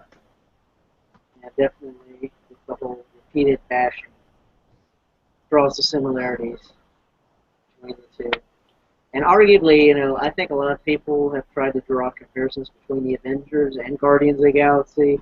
Like, who's the Iron Man of the team? Who's the Captain America? And I don't think a lot of those comparisons really fit, but I would say definitely Groot and Hulk kind of are like the same role as the heavy hitter of the team. So that comparison, I would say, is valid. Like the rest, who's Tony Stark? That's just people trying to connect the dots where you can't really. But anywho. Yeah, it's like the teams are so different. Mm-hmm. Not every team needs to have the same person, like, oh, the mechanic, the tough guy, the one with powers, the leader, the one that can fly, you know. Yeah. You don't need those basic stereotypes to make a team. Mm-hmm. And I don't really think the Guardians of the Galaxy forced those stereotypes. It just, here's a ragtag team of guys. They really make it clear it's a ragtag team. Yeah. And here you go. I don't see how people could relate them to Guardians I don't see how someone could relate the Guardians of the Galaxy to the Avengers. I really can't. No. Yeah, they're just drawing comparison because it's two superhero teams. It's kind of the same thing that I'm sure people are going to do whenever they make that eventual Justice League movie. They're going to be like, how do they compare it to the Avengers kind of thing? But that's kind of a tangent there. Yeah, who knows? I mean, with maybe not so much with the Justice League, only because they've been around for so long, and you know, at least us people who follow comic books won't make those comparisons. Maybe just the casual fan who's not, I'm not related to comics, they might make those comparisons. Maybe they made so when a Guardians of the Galaxy was released with the Avengers, and you know, we don't really make those comparisons because we know the characters, you know, we know their backgrounds, we know their histories, we know a little bit more about just the casual, you know, moviegoer who's just, you know, here to see this movie, looks like fun. You know, that's their thinking. Usually, they might make those comparisons. Yeah, I agree. So I think we've sufficiently covered like the different characters and what we like and what we don't. Generally, I don't think there's really anything that we don't like. It's just stuff that we don't like as much. But anyway, going on to what I said like 30 minutes ago would be the next topic in this live show is the soundtrack of the film, which everybody has agreed, and it's right now it's at the top of the Billboard 200. Oh, wow! Just like going head to head with like popular musicians, artists. The Guardians of the Galaxy Awesome Mix Volume 1 is beating them all right now. So, what do you guys think of the soundtrack? Being that I'm the oldest one here, I'll go first. So I was a kid in the '80s, and I hate '80s music. For the most part, I still do hate '80s music. But I think what the people did, the people who chose the songs for that film, really knew which songs to use because most of those songs I do enjoy. I hate '80s music in general, but a lot of I would say about half the soundtrack. Watching the movie, I was like, oh, I know that song. I really like that song. It's like one of the few '80s songs I like. So kudos to the person who chose the songs because they're really songs that I think most people can really enjoy, no matter when you were born, no matter how old you are. You can enjoy the soundtrack to that film. And one of my favorite scenes in the film was when they're getting ready and you hear Cherry Bomb playing. Yeah. I've always loved that song. That's one of my favorite songs of all time, even though it's an '80s song. And then just seeing them, the slow mo, they're getting ready, they're getting suited up, and Cherry Bomb's playing. I was like, wow. I went and bought that song on iTunes because I was like, I need that song in my iPod. But overall, yes, it's very enjoyable music. The Pina Colada song, and of course the I don't know the name, the Ooga Ooga song that everyone hooked on feeling. Yes, that everyone's singing and really enjoying. And I don't think I've ever heard that song before, actually. So, when I saw that's what got me pumped for the movie was the trailer and that song playing. And I was like, wow, that's cool. And I really ended up liking that song as well. So, yeah, kudos. A lot of people are looking forward to Awesome Mix Volume 2. So. Yeah. Adam, what do you think? I really liked the soundtrack. I'm a guy that, I know Joker Fett and I are roughly the same age, even though you are rocking a very good beard, Mr. Well, Joker thank Fett. you. I'm working on it. However, I hate modern music. There's a couple, bands I like in the modern era, but, I have... those kind of songs and ones of that sort are ones I sort of grew up with. And because my mother, she is obsessed with classic music and such. After we went out of that movie, my mom went with us. She was just singing the songs herself. And one day, randomly, days later, she just started singing Cherry Bomb. And, yeah, the songs were great. Probably my three favorite were, of course, Hook on a Feeling, Ain't No Mountain Higher, and Pina Colada Song. Those were certainly probably my three favorite moments and my three favorite songs, and I have been listening to those, every song featured in that movie. I've been listening to them for the past week or so since I've seen the movie, and I just can't get enough of it. I just love them. I can't stop this feeling deep inside of me. Those songs just don't realize what they do to me. There. Yeah, see, you can become your own song. But yeah, I do not consider myself a music person per se. Not that I don't like music. And I enjoy the heck out of music, but I just generally, stumble upon music through movies, TV shows, video games, even. I don't actively seek out what's the latest something or another artist. I'm not plugged into those circles, but I deeply enjoyed the soundtrack so much so that I even sprung and bought it off Amazon, and I got the digital download for it immediately, but the physical CD isn't coming until next week. And I've been listening to it repeatedly for the past few days, and I really love it.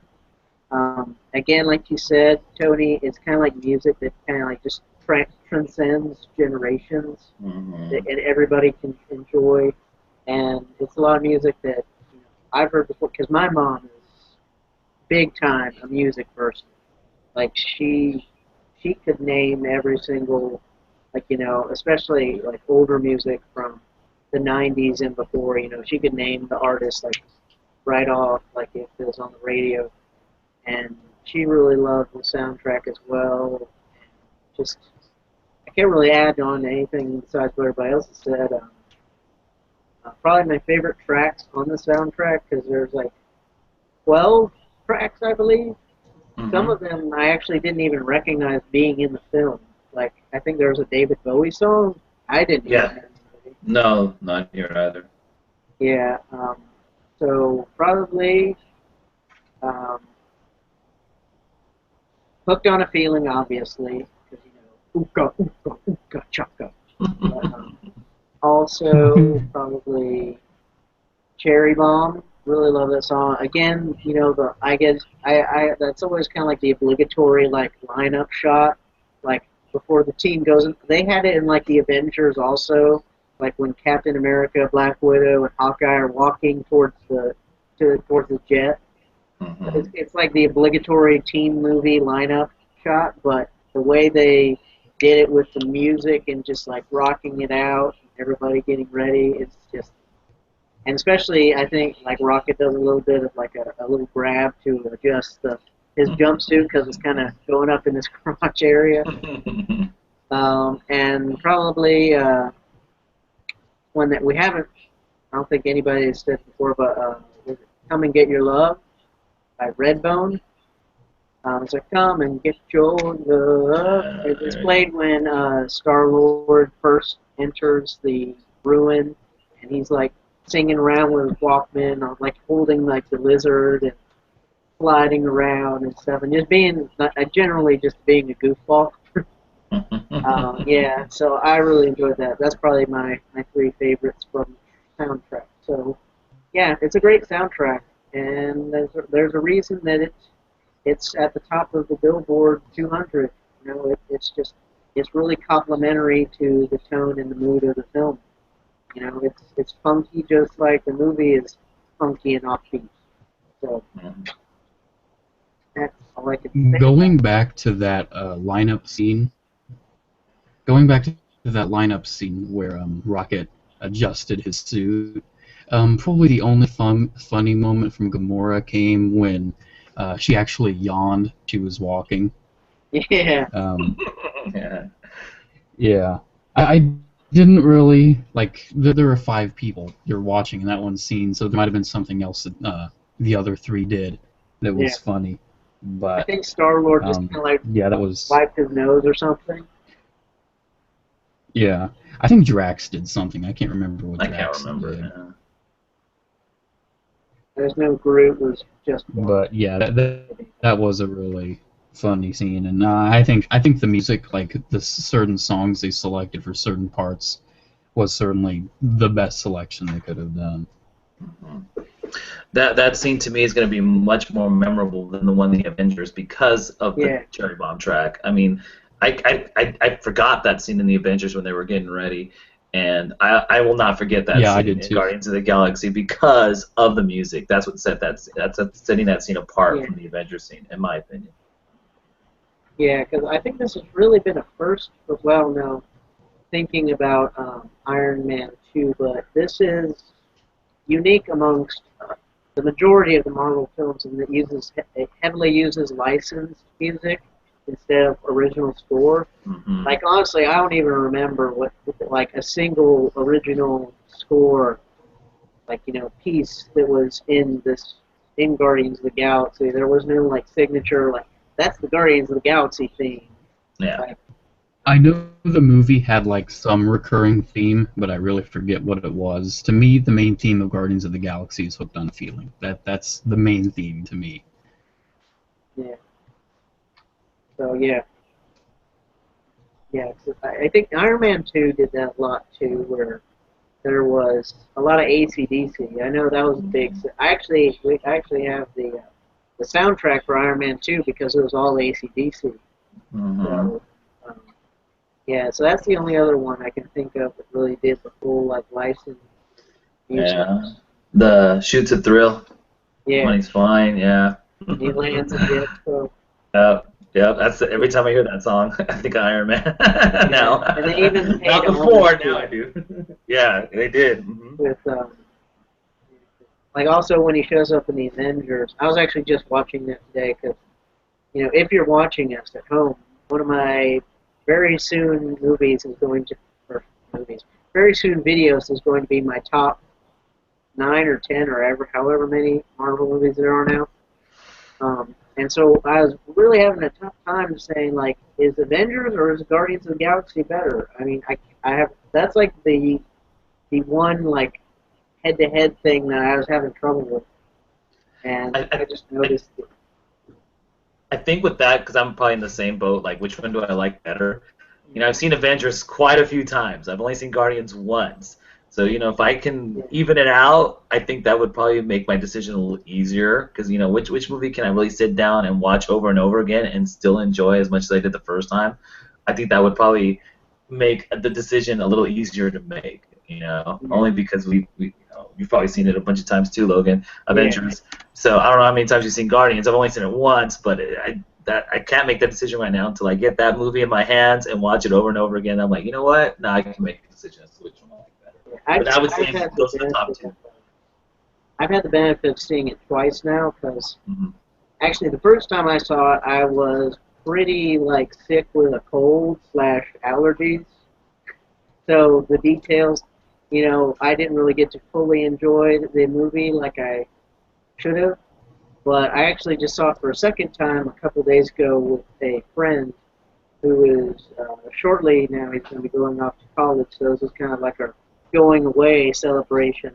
And we went and saw Guardians in the theaters, and I enjoyed it more the second time. I don't know if that's just because I wasn't sick when I saw it or what, but so I still have Guardians a bit fresh in my mind.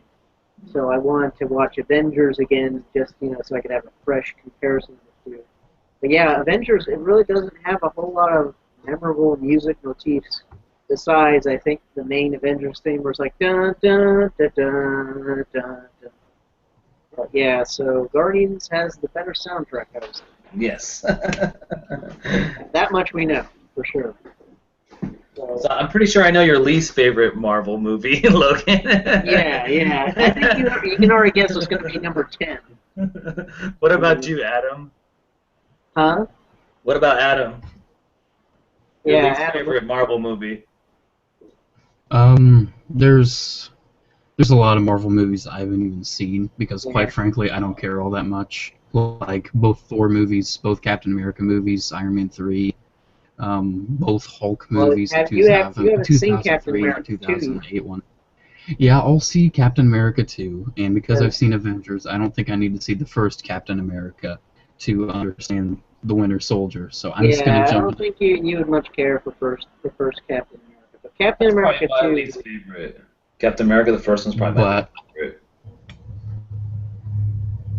From the Marvel movies I have seen, I would say my least favorite is probably Iron Man 2, just because, I mean, while it's a decent movie, that's really all it is, it's a decent movie, just kind of like, I mean, I keep equating like Marvel movies, big blockbuster movies, to the Transformers movies. I like the Transformers movies besides the second, but they're just decent at their best. And I feel like Iron Man 2 is decent at its best. But Iron Man 1 and Guardians of the Galaxy are certainly my two favorite Marvel movies, and I don't even think I could pick a third because I haven't seen all that many. It's probably going to be Winter Soldier. But yeah, Guardians of the Galaxy is certainly my favorite Marvel movie. I really preferred it over the Avengers. There's so many things in the Avengers I forget. I think I only watched it once. But, yeah, I mean, the Guardians of the Galaxy is, like, that's a movie right after I saw it. It was 9 o'clock when we got out of the theater, and I just wanted to sit right back down and like, can I have another ticket for Guardians of the Galaxy, please? I just want to rewatch it right away. Or just don't leave the theater. Yeah, but thinking about what you're saying, I agree that there's a few different mediocre Marvel movies. I like Marvel movies more than Adam does, obviously. But yeah, I'm not a Marvel fan. Yeah, there are several Marvel movies that I consider more mediocre, average. For instance, again, I don't want to give away what my whole top 10 is going to be, but I consider both Thor movies to be okay. I don't think either one has excelled. The first one I thought it was very it felt like a low budget, big budget superhero movie because they were just like two big locations, Asgard and random New Mexico town. Um, and Loki, I think, though in the Avengers he became a lot more memorable. In the first Thor movie, he wasn't super great, which I know that'll probably anger a lot of Loki fanboys and fangirls out there. But good thing Daniel East isn't watching. But anyway, Daniel and Lease would be a fangirl, I would say. It gets very giddy. yeah, but and Thor 2, the villain was just completely, forgettable. Malekith, I think that was his name. He wanted darkness, control the world, something. I don't remember. But But I think most of the Marvel villains have been. A lot of people say they're just not memorable. yeah, When it comes down to it, it's pretty much Loki, and I think to an extent, the Winter Soldier, even though he's more of like an anti-hero, yeah, I think he really stood out as one of the most memorable villains in the Marvel movies, and that's pretty much it. yeah, The Iron Man movies, they have not been good villains for the most part. Of course, we all know what happened with the Mandarin. Whiplash was created for the most part, his Kit Bash kind of villain. he's a And Kid Bash Ironmonger, supervillain. yeah, there you go. And Ironmonger was just, it was just a waste of a villain. I felt like, he's in the movie for like 5 minutes. And then, of course, Abomination and the rest of the villains, they just haven't really really stick out. Ronan was cool, but he really didn't bring it. So yeah, that's pretty much it. It's Loki. Yeah, Loki So, is the biggest one. that's what Thor's brought into the Marvel universe, Loki. Yeah, and that's actually a bit sad considering that Chris Hemsworth is the only Avenger I've seen in real life. That's And right. yet his movies are my least favorite. So, yeah. Yeah, I would say the So, Thor movies are with probably the most mediocre. with Marvel movies, would you count the X-Men movies, or would you not because they're Fox? No, well, in my definition of a Marvel movie is a movie in the Marvel Cinematic Universe, so that it means it is made by Marvel Studios, released by Disney, or it used to be Paramount, but now Disney.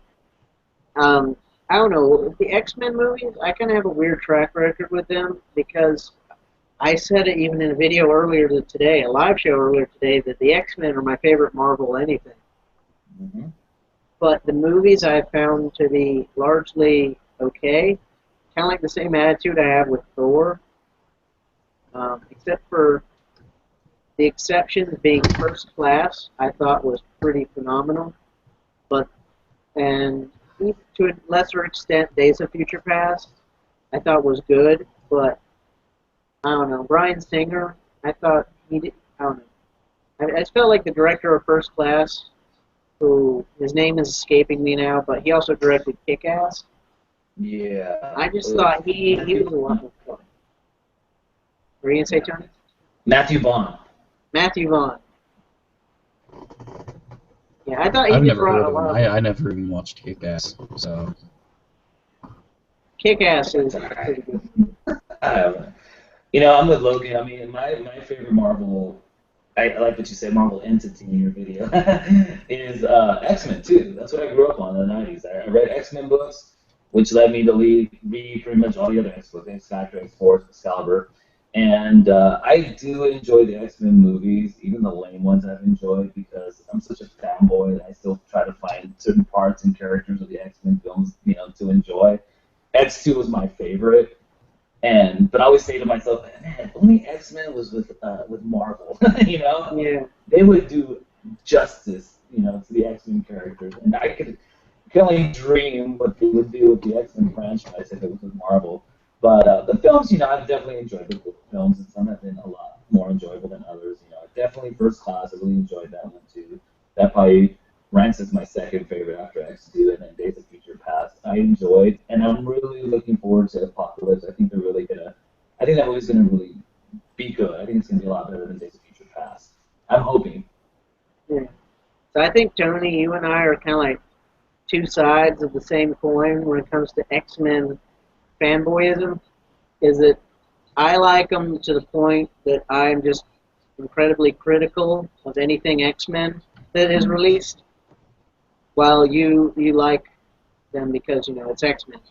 So, Yeah. it's two sides of the same coin. But yeah, going back to what was originally said, no, I don't consider the X-Men films to be Marvel movies. The same goes with the Spider-Man films and even the Fantastic Four, which a lot of people have forgotten about. Those movies were a thing just 10 years ago that the first one came out, and even got a sequel. And it's going to be rebooted next year, which I don't think they Hooray, even... no one cares. And the sad part is just the way it's looking out. It's just, oh god, it sounds horrible already. And I'm not one to criticize before I watch. I'm not the type of person who's going to be like, nerd rage, this is going to be sucky, but it sounds like it's going to be horrible. Yeah. The idea for Fantastic Four. It's really discouraging, too, that there wasn't... Going back... Huh? Quickly going back to the X-Men movies, I feel absolutely rotten saying this, but the only X-Men movie I've ever seen is Origins Wolverine. Oh. That's the only one I've seen. Arguably the worst one. With what they That's not did the best to X-Men movie to watch. Was a disgrace. I would say... I mean, I did not like that movie. That's a good one to watch. Because it's kind of standalone. You don't really need to know anything about the other one to enjoy First Class. Or X-Men 1. Adam, watch X-Men 1. It's a good movie. Origins Wolverine was just on the TV. I mean, it was just on the TV, and I was tired. I was about to take a nap, and I'm like, you know what, I'm not going to take a nap. I'm just going to watch this movie, and I hated it. It was so bad. Yeah. And actually, if memory serves me right, I've actually seen it twice. Oh gosh. So, yeah, I am completely like the fan of X-Men. I think that movie could have done so much better if they had just gotten one thing right in that movie. Deadpool. Had they gotten Deadpool right, so many people would like that movie. Did you see the footage of Deadpool? The movie? Yes. Oh yes. They need to make that into a movie. That's exactly what Deadpool should have been in X-Men Origins Wolverine. Ryan Reynolds, I think, did a great job when we see him at the beginning of Origins as Wade Wilson, and they definitely needed. I mean, I'm okay with him coming back. I don't know if they'll have him come back because he hasn't been doing so well recently in his other films. But yeah, I mean, so many people are so excited for that to become a movie now. That was the biggest thing out of San Diego Comic-Con was that test footage. It wasn't even officially out of Comic-Con. I know. I would say that was the biggest thing too. That and the Transformers combiners. Me just being a Transformers nut, I love what they're doing the combiners now. Yeah. But the Deadpool footage was certainly the best thing to come out of SDCC. That needs to be a movie now. Like right now, I need to see it. I need to see it. I'm not even going to say want. It is a need that I need to see that movie. It is. It goes beyond need. It's chemical now. It's just your body desires it. It's hilarious. It's Deadpool. I mean, he does a good job voicing on that CGI, and and I finally got to see what was on that picture he drew because the first few times I saw the video, you couldn't see it, and I finally saw thumbnails and a little cartoon, and I was like, that's funny. I know. Gotta do the Deadpool movie. Yeah, with the terrible quality of the video, with just someone pointing a camera at the little clip playing, you couldn't even see what that paper was, and I'm like, I won't know what it was. And now that they sort of officially released the clip, I'm like, oh, that's what it is. It's just a drawing. It wasn't an official release. They've actually released news about it that Blur Studios, who made the CGI little movie, said that they got hacked. That thing was ripped off their servers by hackers. Seriously? Well, I didn't know that. No. Yeah, so that's why it's HD, but it's not an official HD version, I guess. Still, Fox is stupid for not releasing it. I mean, come on, that could have been your big SDCC announcement Deadpool the movie I coming know, why was it 2016. not an announcement? Fox announced nothing. Like, maybe they did something with the Fantastic Four, but nobody cares. Yeah, and they didn't even show anything from the Fantastic Four. It's like they have no confidence in it, and it's a year away from being released. 2016, right? Early 2016, something like No, that. it's next year. What I Oh, heard. it's 2015. Oh, wow. June 2015, or July, That's June or right. July. Yeah, and during the summertime. Yeah, I saw like this leaked footage of like a model of the chest and shoulders, chest, shoulders, and head of the Thing, like life-size model. I have no clue if that's authentic. It looks authentic. It's on a film set. I don't know. Did it look good? Yeah, I can. I mean, I'm gonna look it up right now and see if I can screen share it. I don't know. That might get me into yeah, copyright I trouble. saw it. I I don't saw think that it's- picture. It looks like the thing's just going to be CGI, which, I mean, hooray for CGI.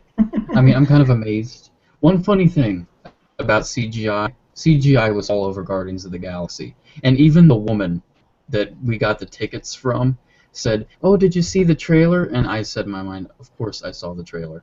And then she's all like, "There's a lot of CGI in it. I mean, I don't know." And I'm like, "Do you not want me to see this movie?" But I have to admit, CGI is a thing, and we have to live with it. But yeah, it looks like the thing's probably going to be CGI. I hope Yeah. the stormtroopers in Episode 7 aren't CGI, like the clones were in the prequel. But yeah, I mean, the thing did look pretty decent in the picture the Joker Fed sitting up. But Yeah, I'm looking it up right I mean, I don't know. I don't think anyone's anticipating that movie.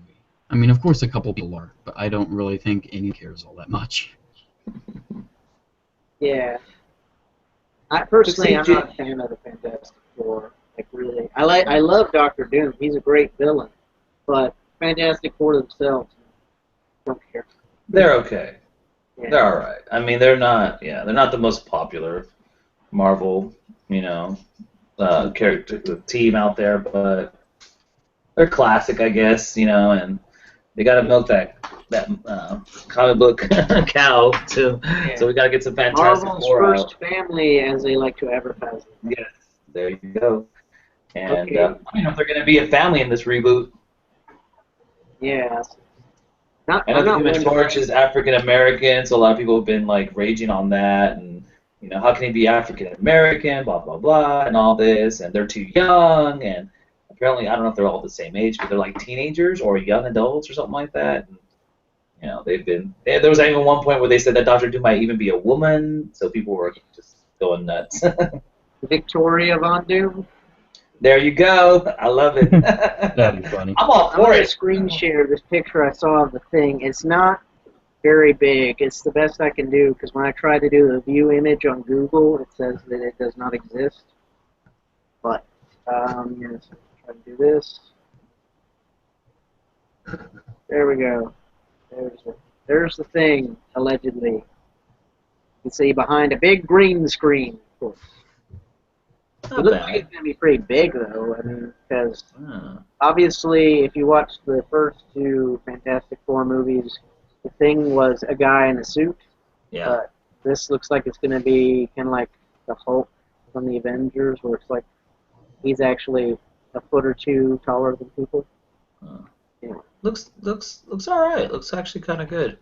Yeah. I hated the way they did the thing in the first two Fantastic Four films. Yeah. It was just too tiny. I mean, he was a little It just dude. Yeah, it looks like really it looks like this guy right here. The aborted 1994 movie, which Yeah, nobody but- likes to talk Oh about. yeah, did, Well, at least the thing is oh, taller dang than it, the the rest of phone's the ringing. floor. Sorry about hearing that. Well, I gotta get going, But- you guys. So I could only be on for a short while, but this was fun. Wow. Thank you for inviting me, and I hope to, next time you have a live stream and you need guests, let me know, Joker Fit. I will. Yeah. Yeah, it's been great having you on, Tony. Especially, to make up for not that. Oh, I know. That accident, that my technology hating me Yeah. with the Sacramento Comic-Con live show. We got next year. Yeah, next year we'll make it. There's a world. Next year we'll definitely make it happen. But you guys have a good night. Cool talking some Guardians with you guys and a little Marvel. Take it easy. All right, take it easy, Tony. All right. Later, Tony. Bye. Now I gotta learn how to hang up. There it is. Yeah, Google Plus. What can we say? I dropped something. Something fell off my desk. Okay, I see it. That's completely random. It was a Magneto head. Ah! Oh my god. Actually, I did. I'll put that head on Rocket. You should see how that turns out. Yeah, I bet it would work too. Because just, now I have to explain myself why I have a decapitated Magneto. I actually did what I saw on a video review of the new Magneto from Marvel Legends. Toys R Us exclusive, which I did a video on earlier today, blah, blah, blah. And actually, you can use the head from the Toy Biz Magneto from back in the day, and he looks pretty damn good. I must say, a lot better than this old lady-looking Magneto head. When I saw the Magneto in the store, I'm like, oh, Magneto, he's actually kind of cool. And then I saw his face, and I'm like, that really doesn't look imposing or threatening whatsoever. And, like, that's the thing. Like, a head sculpt, I would say, is a good 50% of what a figure is. And if the head looks dumb, then most of the figure looks dumb. I'm amazed I don't hate Rocket Raccoon due to his kind of lame expression. But that actually does look pretty nice. I think you should keep it like that. Yeah, I definitely think I will. Because also, a big bummer about this, because Hasbro is just a bunch of lazy butts, is that the helmet is non-removable on this head. So, I know. Screw you, Hasbro. So the Toy Biz one, which, again, this came out like over 10 years ago, has a removable helmet with a fully sculpted head and hair and everything. But Hasbro just cannot be bothered to give us one. So, yeah. So I think it turns out pretty good with this. Yeah, I actually really do like how that looks. That kind of reminds me. I'm going to go on a bit of a Transformers rant about what Hasbro did. There's a new Optimus Prime they released. There's a faceplate and no faceplate. I wanted one faceplate and one no faceplate, and they were going to release that had the faceplate, but then last minute they changed it, and it doesn't have the faceplate. And I'm like, my God, you're really doing this to me. You just randomly changed the head last minute. So I will never own a faceplate Optimus Prime. Well, at least that version. That was so... Head sculpts are just not Hasbro's strong suit. Like, did you see that new, ceremony, sort of coronation Princess Leia they're making? That looks nothing like Gary Fisher. Yeah. Hasbro, just to talk about their reputation with Leia's, they cannot make a Carrie Fisher likeness to save their lives. I really think. I mean, even in the Vintage collection, which I love, I don't think they made a single Leia that closely resembles Carrie Fisher. I don't know. Maybe they just don't have the likeness for her, and they just haven't told us. To Carrie Fisher in action figure form is the Princess Leia featured in that $100 Toys R Us pack, the Saga Collection Vintage repack. That certainly looks the most like Carrie Fisher. And I own that figure, I own the original one, and I can attest to that. That is the best likeness they've ever done, even over the 6-inch Black Series. Now you just have to pay $100 to get it. Wow. And we should address some comments before. Yeah, we should. People just start rage quitting our live show. Darth Duo says, huge Deadpool fan. The footage was hilarious. I think we all agreed on that. Pretty damn awesome. Yeah, I think we all can agree. We got a new viewer, E the Angel, who is a longtime viewer and friend of my channel. Tone, Adam, Jay. Yeah, I've heard of the name. So, what's up, man? Chris, NG Chris, guy that has stuck with us since the very beginning of this show. He says, really enjoying this live show. I'm a subscriber of both Joker Pets and DarthPhoenix619. Love the reviews from you guys. Maybe you guys do more live show. Really enjoy a lot. So, Chris, you should go subscribe to JCC, the different numbers you have in your subscriber. I just call you Adam. I know you by first name basis, so I don't know all the numbers. Yeah. So, say, well, this is kind of random. Yeah. This is kind of random, but I'm surprised there's a good amount of people that can't say my name, because it's, like, for Clone Trooper fans, it's Commander Cody's unit number, Jcc2224, just with a J in the front. And, I mean, I see why people are confused. It's 2 C's and 3 2's, you know. It is very confusing. But I kind of wish I could have another name, but I'm happy with the one I got. It has a look to it, not like saying it, but it has a look, a recognizable look to how the name looks. That's actually true. You know, I agree with you there. It's like, I don't know, maybe it's just because you have repeated letters and numbers or something, but I don't know. I just, you know, I can see it and instantly recognize it. That's one thing I like about it. I don't think either of us did that justice with describing how we see it. But anywho, comments. Either Angel says he's checking on that Leia head skull, so he's going to verify it. Make sure you're not lying. Oh, I ain't no liar. Oh, Mama didn't raise no liar.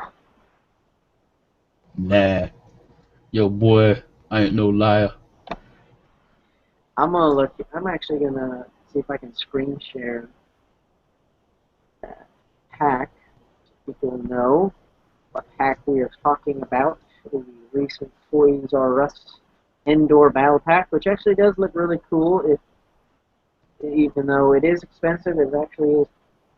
It seems to be a good value. Let me screen share it real quick. Speaking of Toys R Us exclusives, that one Greedo and Han pack is a waste. When I went to Toys R Us and got the movie Lockdown from Transformers, they had like 3 of that Han and Greedo pack, and they had 3 sets of Han Solo and Greedo. It was like the single-carded Han Solo and Greedo. It was outrageous. Yeah. That does seem good. Yeah, I don't know. I personally, I don't own either the Han Solo or the Greedo. It's not that it's been hard to find for me. I just, you know, haven't really felt an overwhelming desire to buy it. And it seems like a cool little display piece to keep in packaging. But yeah, so I don't know. Anyway, here on the screen is. I think you should buy the Han Solo. I mean, while Greedo's a nice figure, the Han Solo is really good, and it would go with Chewbacca, and does it go with, like, Stormtroopers and any others that you would put him with. Yeah. So I'll probably pick him up sometime down the line. It's not like there's any rush, since I believe they carried over Han into another wave, or a revision wave of the Black Series or something. But back to this little battle pack. There's the Leia that we are referring to. However, you know, even on the zoom function, you cannot tell what her face looks like on the store page. But it comes with a total of 8 figures, and the just a straight up repack of the Kmart exclusive Vintage Collection Indoor ATST with the chocolate covered feet. And it cannot stand up worth a darn. Maybe I don't know if they fixed that. One thing I know about that Kmart ATST is that it is crap. Never trust it with actually staying together. I think my brother bought the indoor ATST, and right out of the box, it was broken. Like, he didn't even touch it; it was broken. So he just returned it and bought another one. I'm telling you, the ATSTs are just terrible. Like my like Assault on Hoth battle pack that came with an ATST, which is the only one I own. that fell one day, the ATST, and it knocked over so many figures. Like, I was like really upset. I can't even describe it with words. Like, I'm telling you, I was cursing like a sailor, and I was steaming like a boat. I was, I was really mad. Yeah. I mean, personally, I got the Kmart ATST, if I can say it. And because I did not own a mold, I did not own an ATST in that new mold. It was introduced in the Legacy collection, I believe, as a Target exclusive, maybe. Yeah, that's what I think it was. Yeah. Either that or a Toys R Us exclusive. And so I just wanted it because I only had the old Power of the Jedi reuse of the vintage one.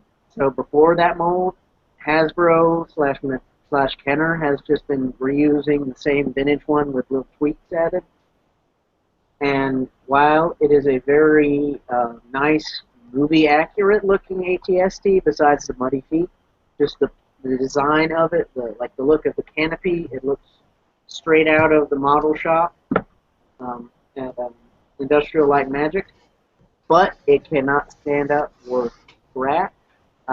It has fallen over countless times on my shelf, and I've actually developed a little system using twisty ties that has actually kept it standing. So that's my temporary. Well, I guess it's my permanent solution, really, at this point. But yeah, so I've just been using twisty ties to keep that thing standing up, and I just avoid touching it or touching anything around it as much as I can for fear of it taking another tumble off the shelf, because it can only take so many tumbles. My permanent solution to my ATST standing up is I took like a translucent glass bottle and I just propped its chin against it, and I think that's working okay. Hopefully it never falls again. But who knows, the thing is pretty unreliable. But one thing I do like about the older ATST, like the one that when you push the button, it's like its legs move up and down like it's walking. It is accurate to Episode 5, because the Episode 5 ATST looked different. But, I mean, the new one does look a lot nicer. But just how they distributed the weight, it was... They really should have, like, made... Like, they should have put die cast in its feet and in its legs. Almost make the whole legs metal just to balance the weight out. That'd probably be the easiest thing to do. Really, I mean, they just I know need to some make the Transformers leg joints do that. tighter, and that would just fix everything. But That really would. They should not be plastic. yeah. Like with fragile like hinges and joints, you need to have metal in some places, and in some places you can just have plastic. I know with, I'm going back to Transformers, I'm sorry. This one, Masterpiece Megatron. It has this really dubious hinge that two huge chunks are just connected by this one hinge. It's a metal rod, and the pins are plastic. Yeah, it breaks often. Yeah. There are so many reports of that Megatron breaking, and it is like a $200 figure. So I avoid that figure like the plague. I will never buy it. And I just don't know what's wrong with companies not knowing what to do with the joints and stuff. I mean, there's so many figures that are just really loose. Like my Marvel Legends Drax, for some reason his neck hinge is really loose and wobbly. Like I would just shake him and his neck just bobs up and down. I don't know what's going on. That's the problem with recent Marvel Legends. My Drax personally does not have it, but I know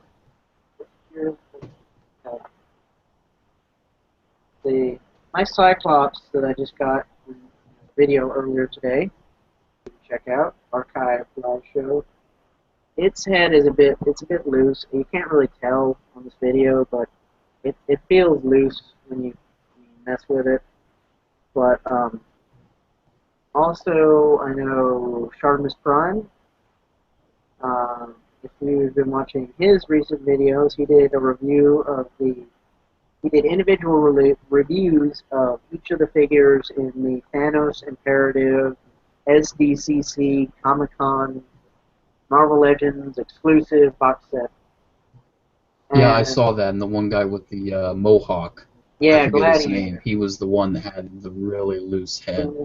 and his head is just flopping around. And then he reviewed, I think Sharmus reviewed a figure recently, another figure in the X-Men line, and It it was also had the the same thing. clone of Cable that had the loose head, right? When he Who is reviewed it? the clone of Cable, I forget his name. Oh, Strife, yes, Strife. Yeah, I can bring him Strife. out. I Bring him think out it's here review center of stage. Strife. He had a loose head.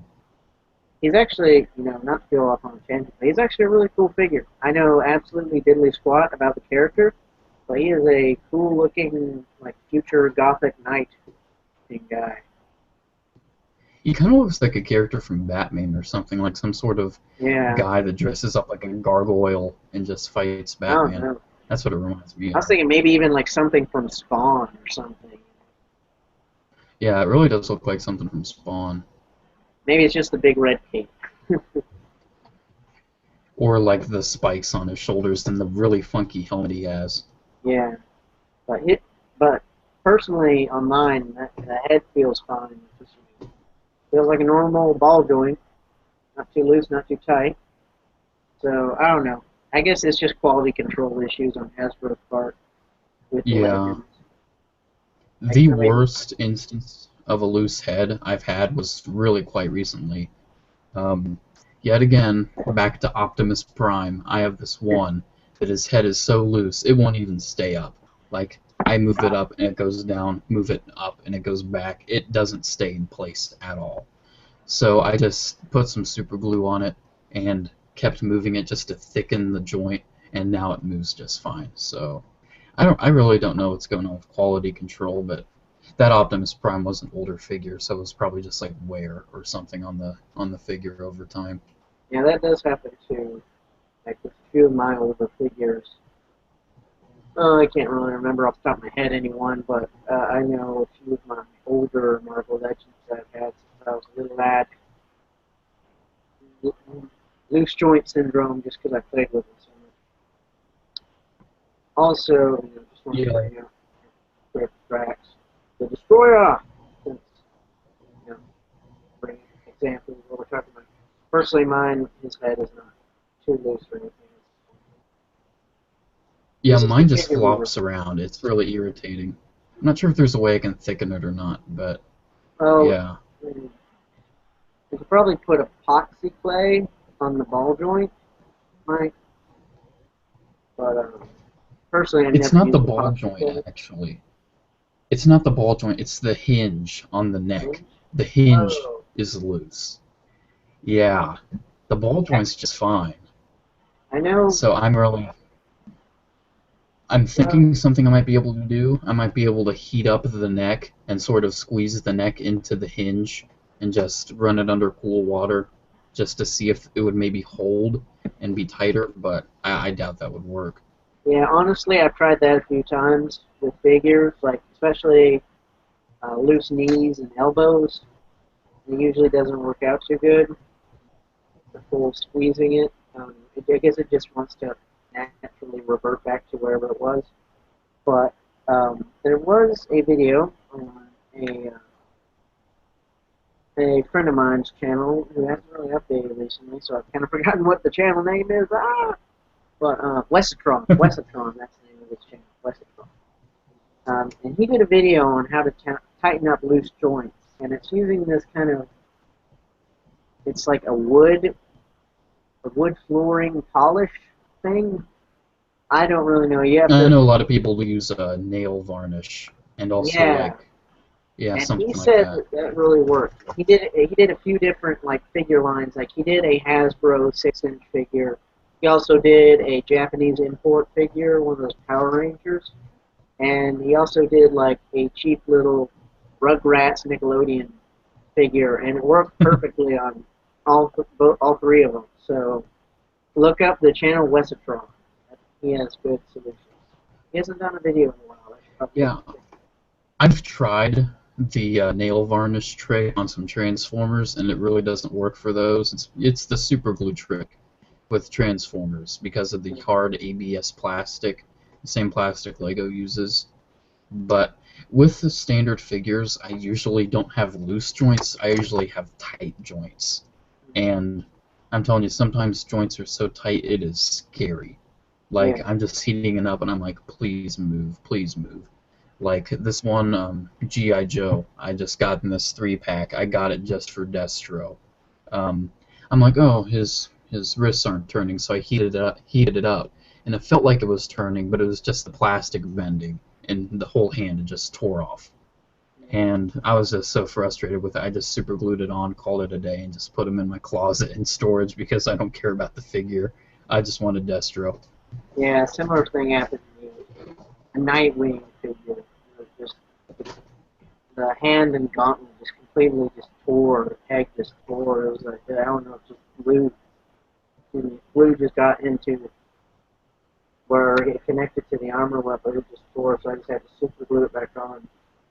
But back to comments, since we've gotten quite a few since we last talked about comments. The Darth Duo asks, how often do you plan on doing live shows? I personally think that if you do 3 a month, you could really start getting subscriber hype going on, man. Really? I don't know. I don't know, just do a live show whenever I feel like doing a live show, to be honest. I don't know. I'm just not one. Star Wars Live is dead, so maybe you could kind of, maybe, I don't know, maybe you could revive it. I don't know. That channel just kind of feels haunted to me now. It's just, It deserted. sort of It's a ghost does. town. It really does. And especially since Dan, he's just vanished into inactivity. I just get the EBGBs when I go to that channel now. So, any live shows in Yeah. the future will be on Joker Fest. Now, any live shows I host, are going to be on my channel, not Star Wars Live. So that's that. But yeah, I don't know. I'm just gonna do a video whenever I really want to do a video. Maybe whenever there's a new movie out that's worth talking about, like Guardians of the Galaxy, or whenever we just feel like chatting it up. And so, yeah, I don't know. I'll think about it if I want to make this into a really formal, bulleted list topic thing.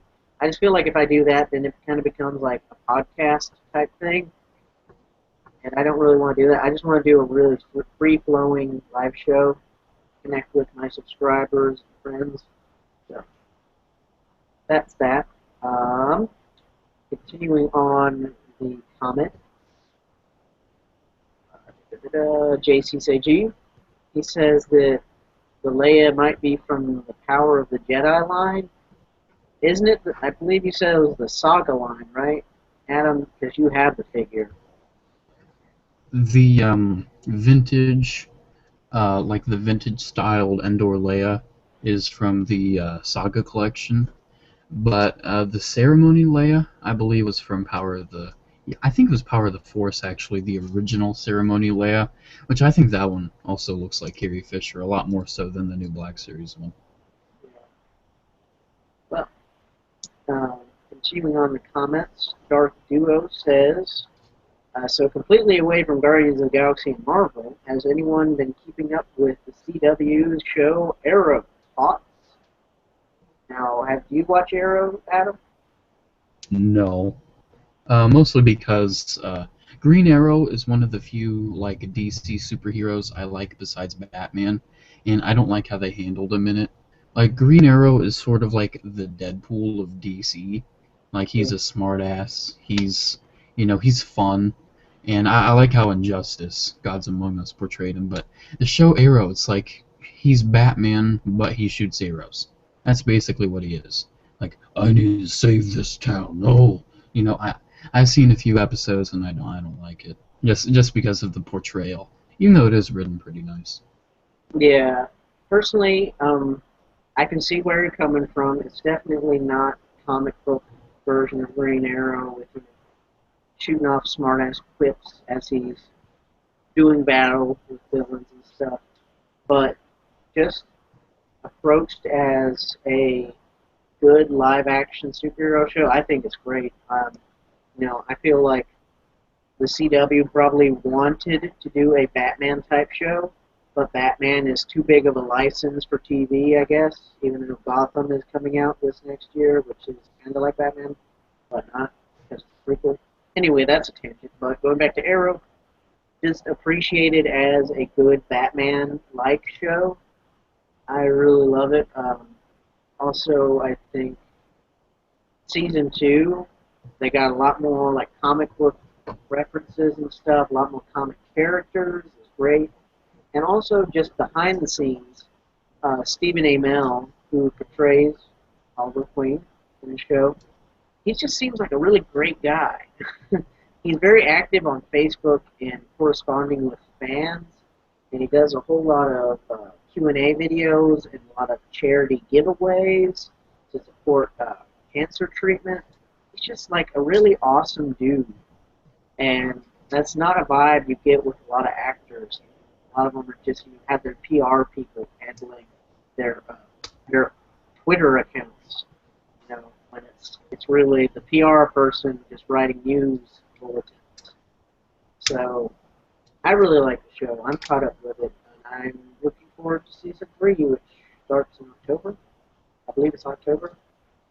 So yeah, I'm looking forward to it.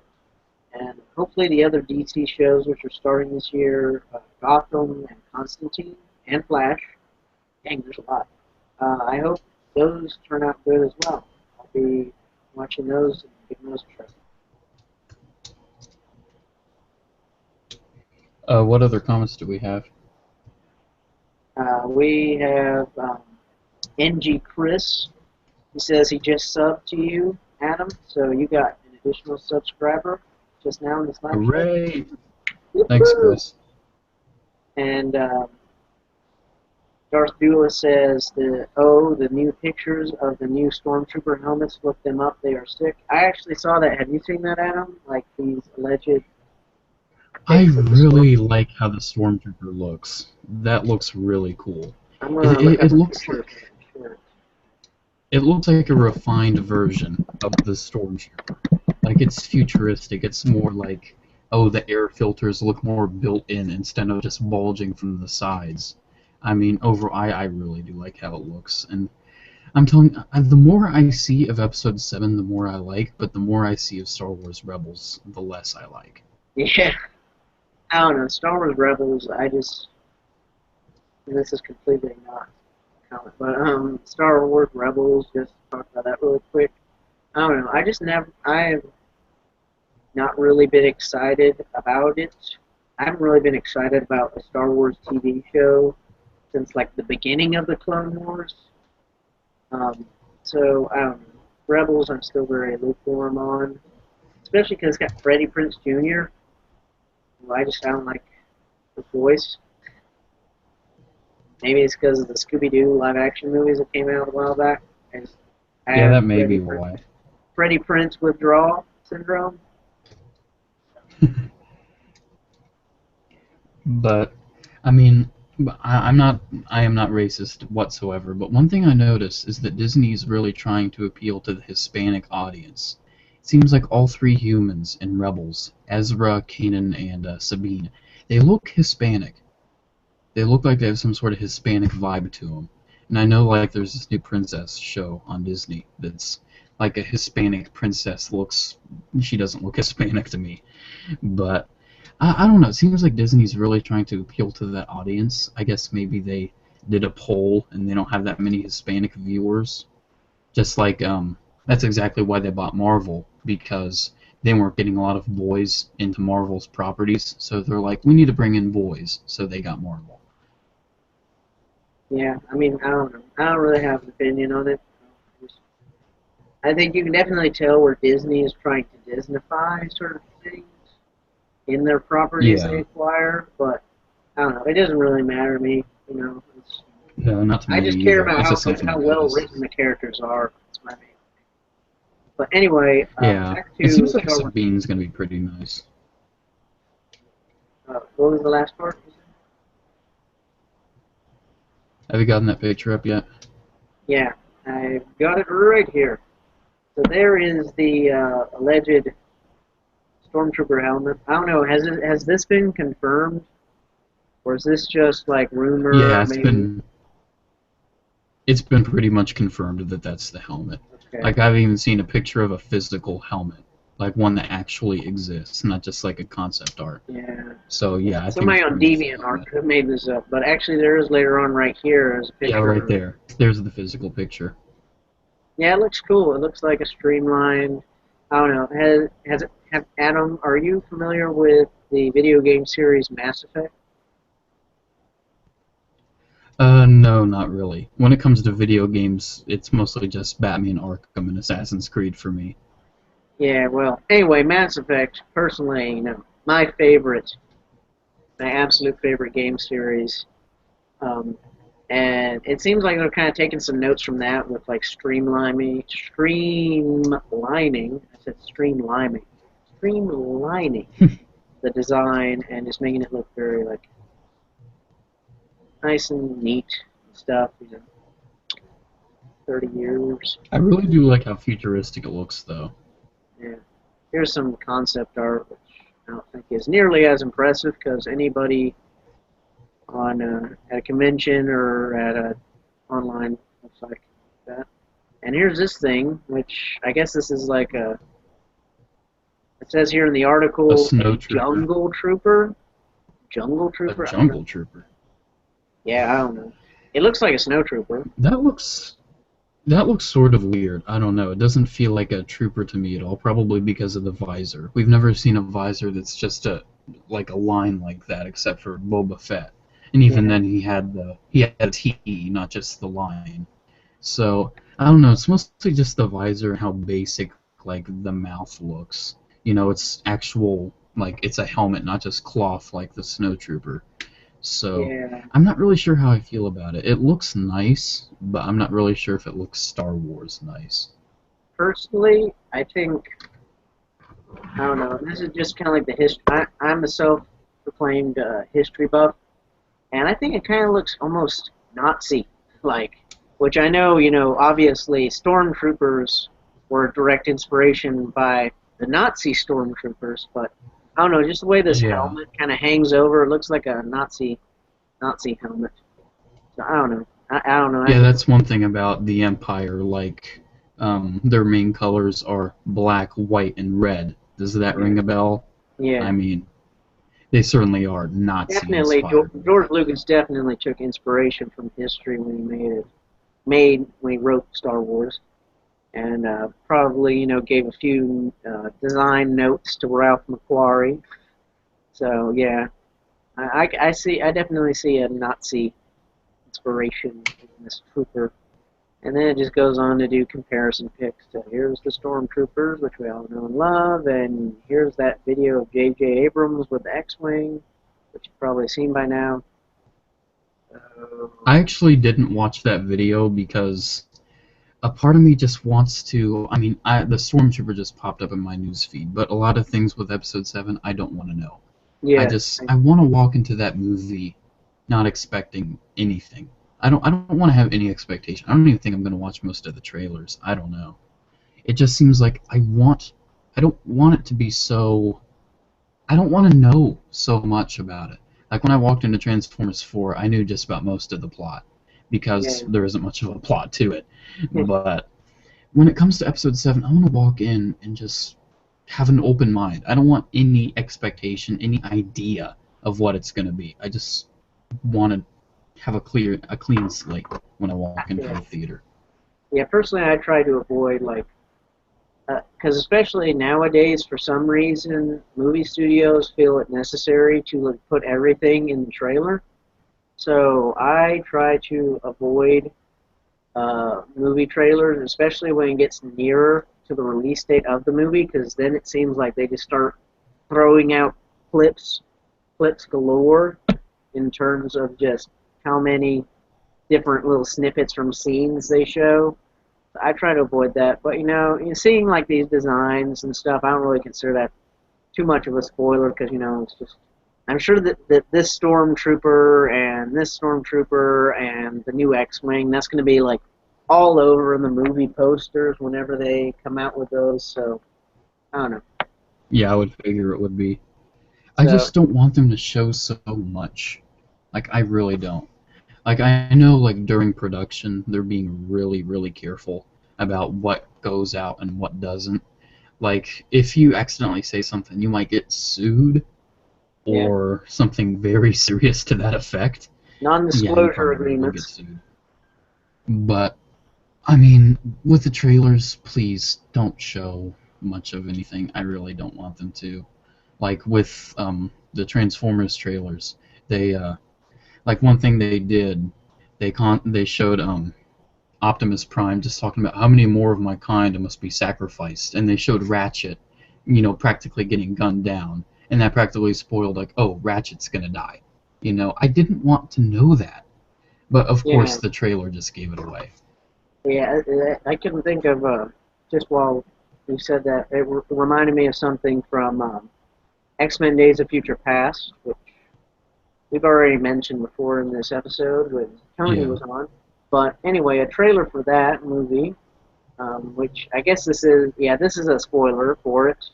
So I don't sorry, really care. not too late to click away from the live show. But anyway, one trailer shows,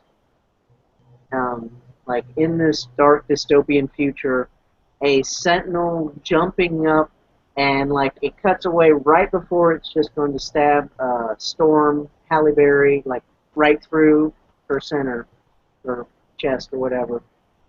And while they cut away before it happened, you know that she's going to get stabbed and she's going to die.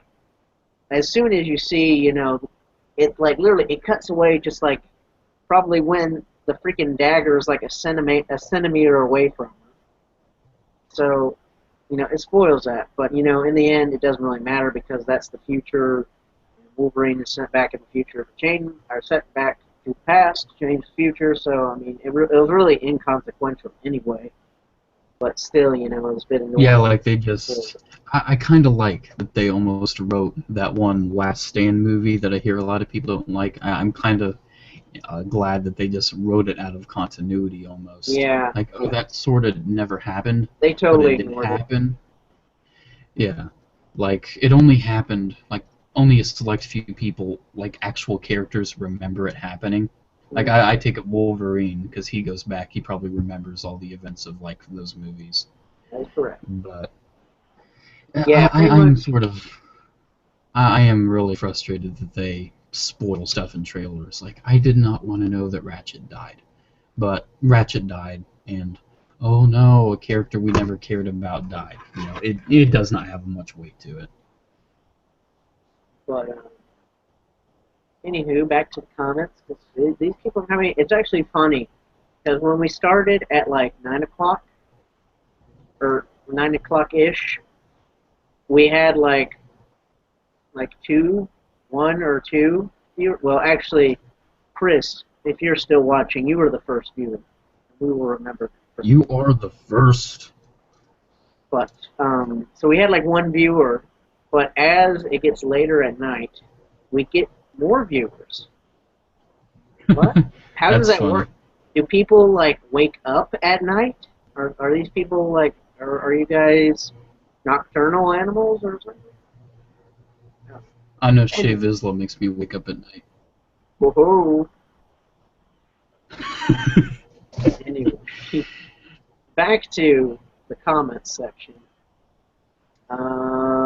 E the Angel commenting about our little Rebels talk says that he never really got the Hispanic vibe from them, which we already talked about it, so we'll go back to there.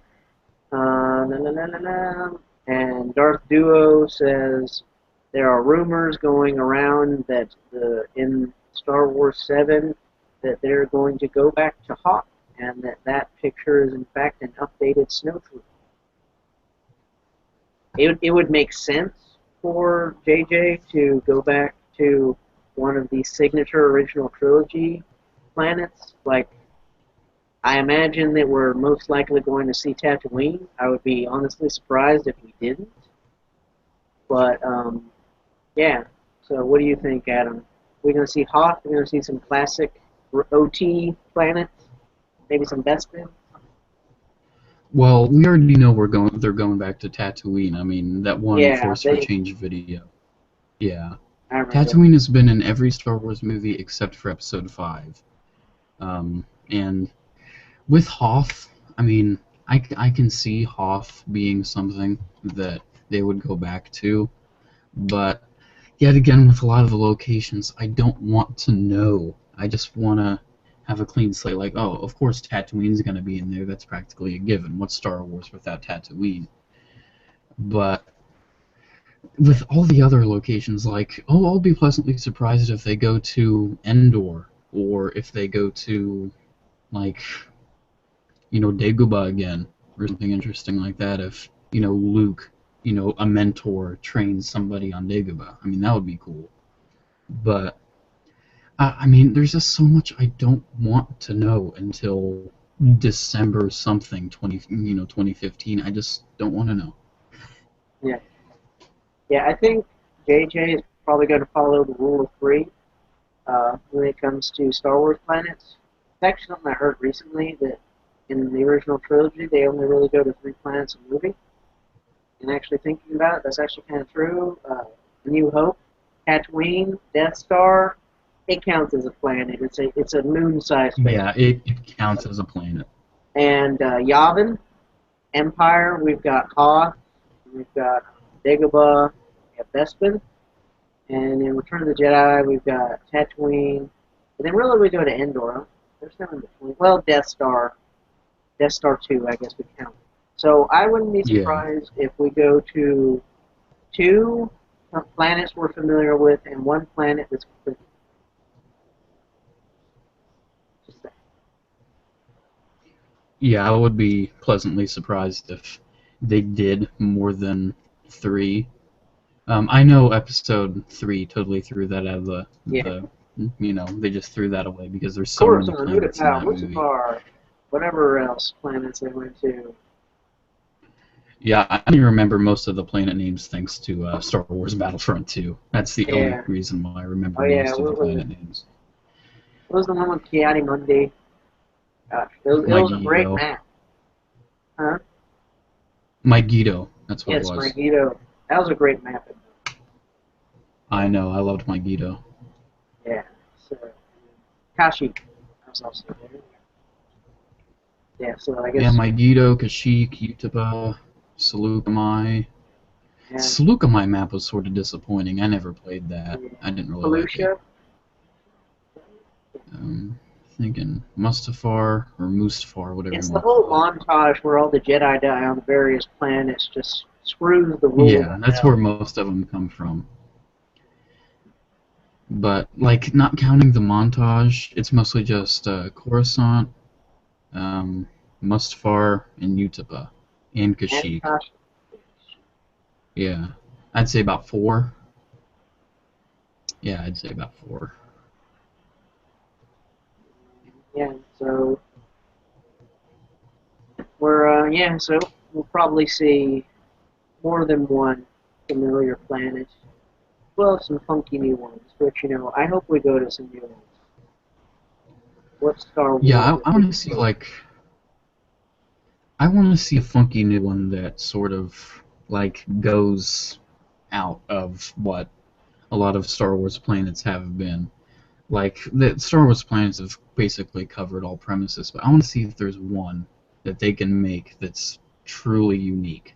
Like, one that's just so, wow, this is really weird, that, it really blows my mind. Well, we can't get I really think Tatooine is probably the most, awe-inspiring planet. Like, all of it is a desert. Yeah. Like, imagine how hard it would be living on that planet, but yet still billions of people probably do.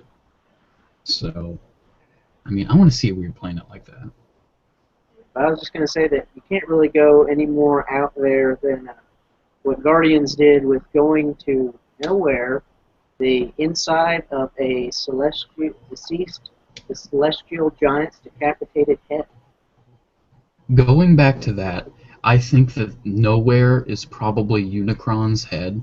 Yeah, Unicron's head. That's what I think it is. Yeah, that's when I saw that, I'm like, Michael Bay hasn't done Unicron yet. There's Michael Bay's Unicron. There it is. End of story. I mean, he doesn't even need to go there. I heard there's a rumor that he's not going to do the fifth movie. I really hope he doesn't Oh, do the fifth. that would be great. I would actually go see that movie if he did, just out of hope that it would be good. Yeah, just out of hope. Out of I hope. still think Transformers 4 is pretty decent.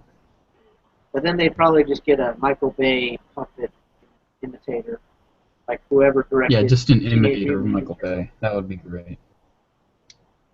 But back to comics. He the Angel says that it will be unavoidable to see Episode 7 trailers. Probably right. As we get closer to the release date, we're probably going to have a million TV spots. We're just going to be shoving it in our faces, posters, everything. It's going to be a huge. I bet it's going to be a huge media bonanza. It's another Star Wars film. I mean, yeah. I feel that Star Wars Episode 7 may actually be one of the, if it is a good movie, maybe one of the highest grossing films of all time.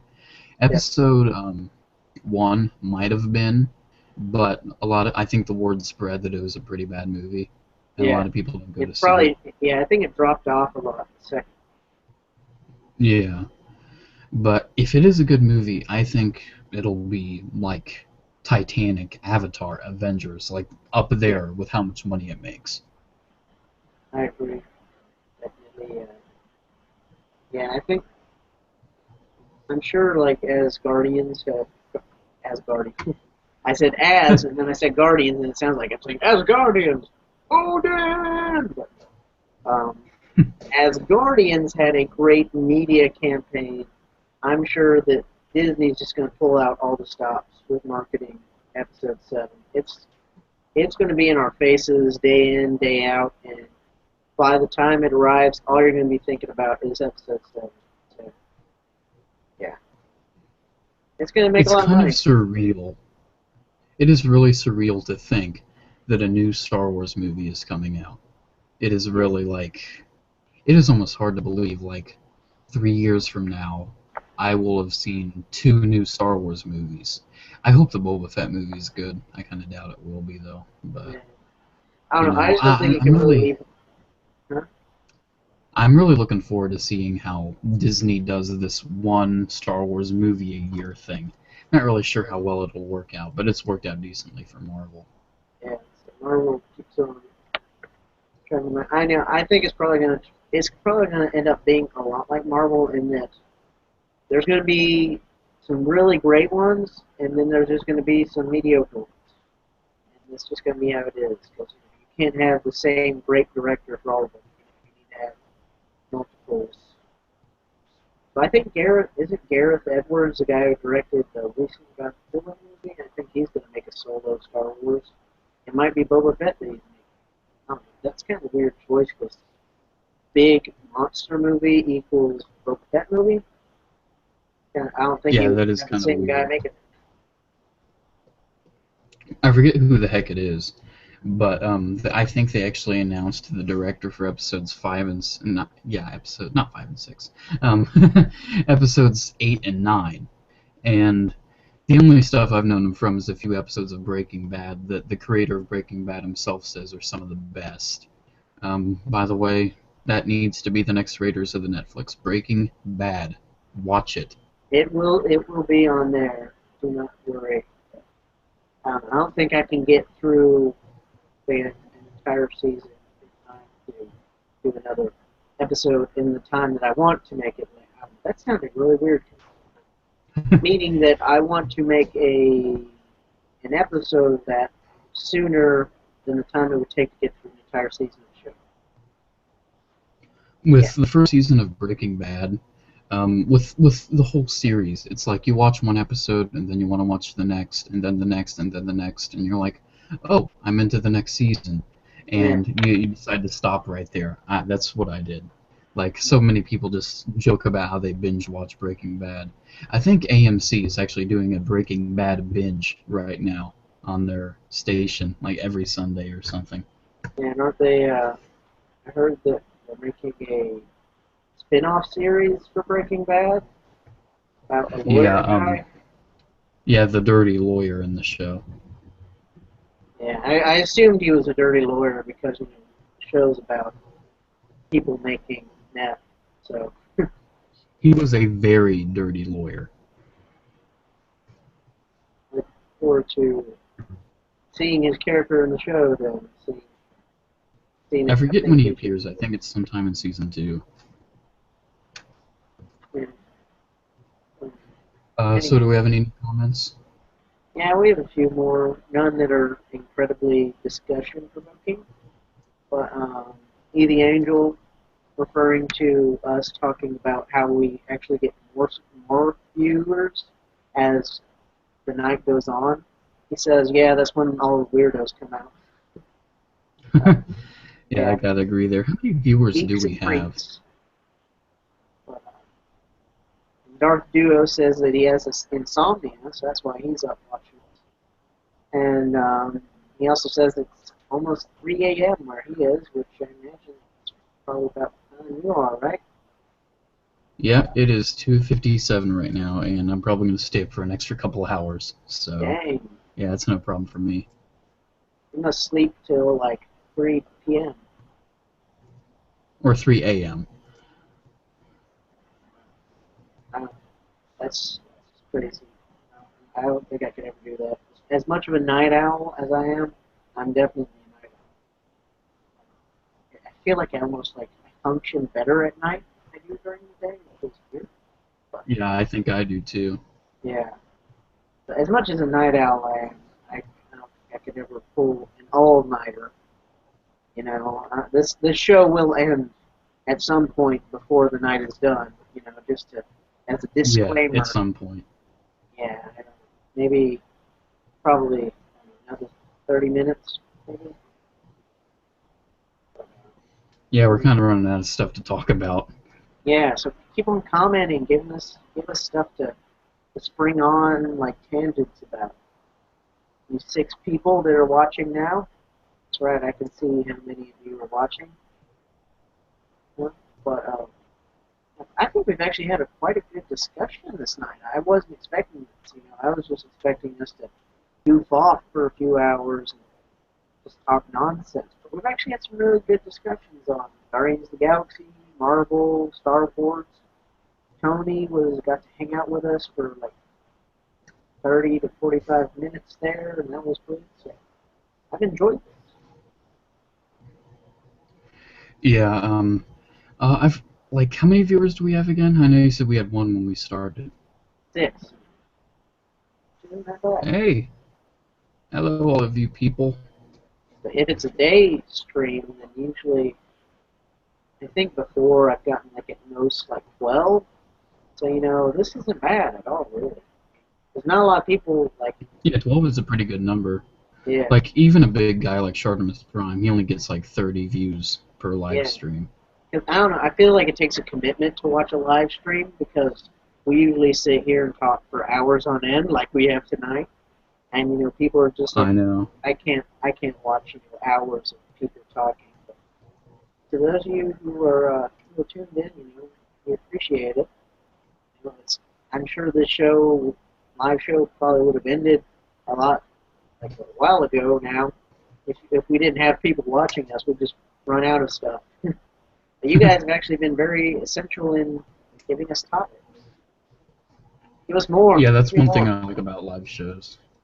The comments, like, just addressing comments, I really do like that. I don't like live shows that just ignore the comments. I really don't.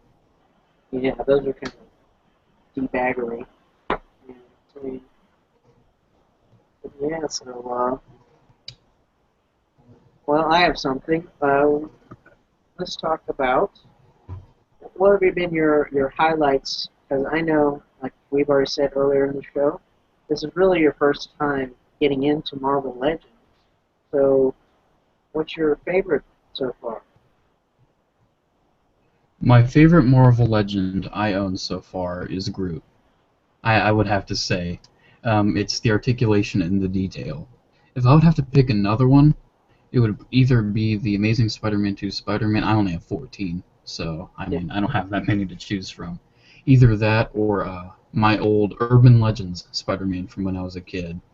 Um, going back to ages ago when you were talking about how figures get floppy over time, that Urban Legends Spider-Man is the most floppiest piece of crap.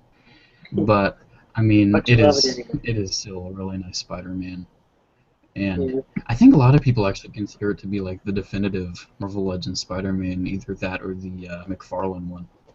Yeah. Um, and I would have to say, if I would have to pick a third, like I would say those two Spider-Men are tied. If I'd have to pick a third, I'd say it would probably be kind of weird saying this, but I think Drax. Drax is just a solid figure. You know, his detail's good. He's fun to mess around with. There's not a lot of figures in my collection I would be more than willing to just give to a kid. But I would probably just give Drax to a kid and say, here, go crazy. I know I would have had a lot of fun with it when I was young. Yeah, he is a fun, personable figure, I believe. Yeah, I don't know, it's just everything just went right with him. I mean, the articulation is superb, probably some of the best that Hasbro has ever done. And the paint itself is good. I mean, the tattoos, look at that. Tattoos are just super intricate, and the paint is well done on them. I just, he's a good figure. What more can we say? So what do you think are your three best Marvel Legends? Three best Marvel Legends. That's a toughie because I don't have just 14, as we already know. Yeah. It's a toughie. I love the Toy Biz originals. We already talked about this on Facebook last night, so I'm not going to reiterate the whole discussion here. But I really love the Toy Biz originals. I think that Toy Biz just put a enormous amount of love and care into their Marvel Legends that Hasbro hasn't really quite matched that quality in terms of just insanely detailed sculpts and actual paint work that's, like dry brushing and stuff, and it really makes details pop. Like, Except for the paint, I would say the Groot has Toy Biz love and care put into the sculpt. yeah, It is just so, like, even the moss is sculpted on it. It's not painted. I mean, it just looks kind of like a masterpiece. I don't know if Hasbro sculpted it. It was probably Gentle Giant or some guy that does way better. But I'm telling you, I'm like I said on Facebook, painted up like really premium, and you could advertise it as a Hot Toys, and I would not dispute it. yeah. So, top three for me is incredibly difficult. Probably number one is the Toy Biz Sentinel Build-A-Figure, which is just amazingly detailed. That thing has beautiful paintwork. It looks like an actual Sentinel in real life would look like. I mean, personally, I think it looks even better than the Sentinels look like in Days of Future Past. That's saying something. So it's a beautiful piece. It's the only Toy Biz Build-A-Figure I actually own. Sadly, they're just really expensive nowadays. And but in terms of just like regular standard features, standard figures, in terms of standard 6-inch figures, it's tough. Let me look at my shelf real quick. Let's turn around.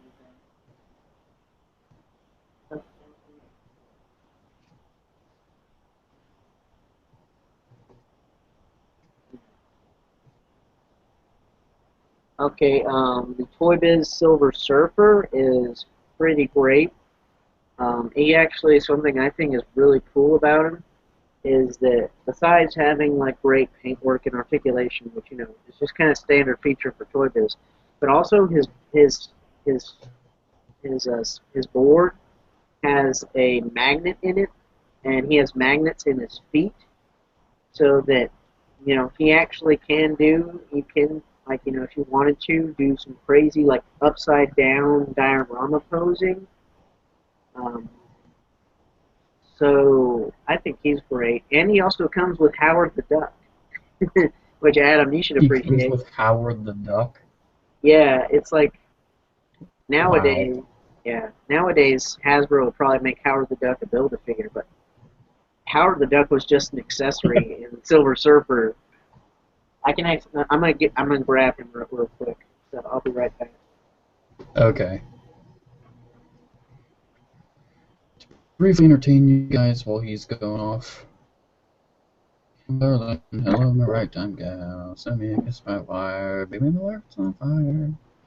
I was just singing a song to amuse them very briefly. But here is the master of Quack Fu himself. Howard the mother freaking. Oh, jeez. That looks a lot like Daffy. That really does. Yeah, it's definitely his comic book appearance, not his either of his live action. But yeah. But it says something about Toy Biz that Howard the Duck was just an accessory with Silver Surfer, whereas Hasbro would probably cut off his arms and his head and say, "Oh, collect an entire series of figures so you can build Howard the Duck." I really have a feeling they're doing that. I am not joking. I think that's going to be an upcoming Build-A-Figure. I really do. It's Like probably if gonna be they, for I Guardians know of the they said Galaxy they were going to 2. talk about re-releasing like the Marvel Legends comic Star-Lord from SDCC into like the normal line or something. I know I heard something about that. I heard something about Like if they would do a comic. like if they would do a comic like wave of Guardians of the Galaxy, maybe it's like wave 2 or something. Please throw in a Yondu from the movie if you do that, by the way. That'd be great. I have a feeling Howard the Duck would be the Build-A-Figure. I really do. Yeah, that would be a bit crazy. So, that's Howard the Duck for you. And because you asked for a top 3, so I'm going to give you 3.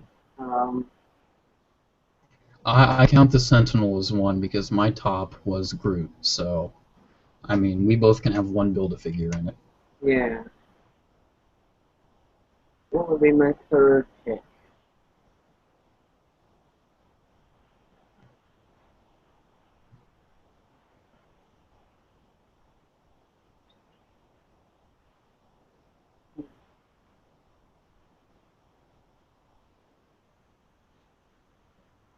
Silence as I think. But, yeah, okay. I think it would probably be the Toy Biz Beast figure, which is actually I had a something. feeling you were gonna say that. Yeah, I mean, he's just a super articulated figure. See, it's getting really late, so I'm really messing up my words now. I thought before was bad, but a greatly articulated figure. The paint really makes his texturing and his fur pop out.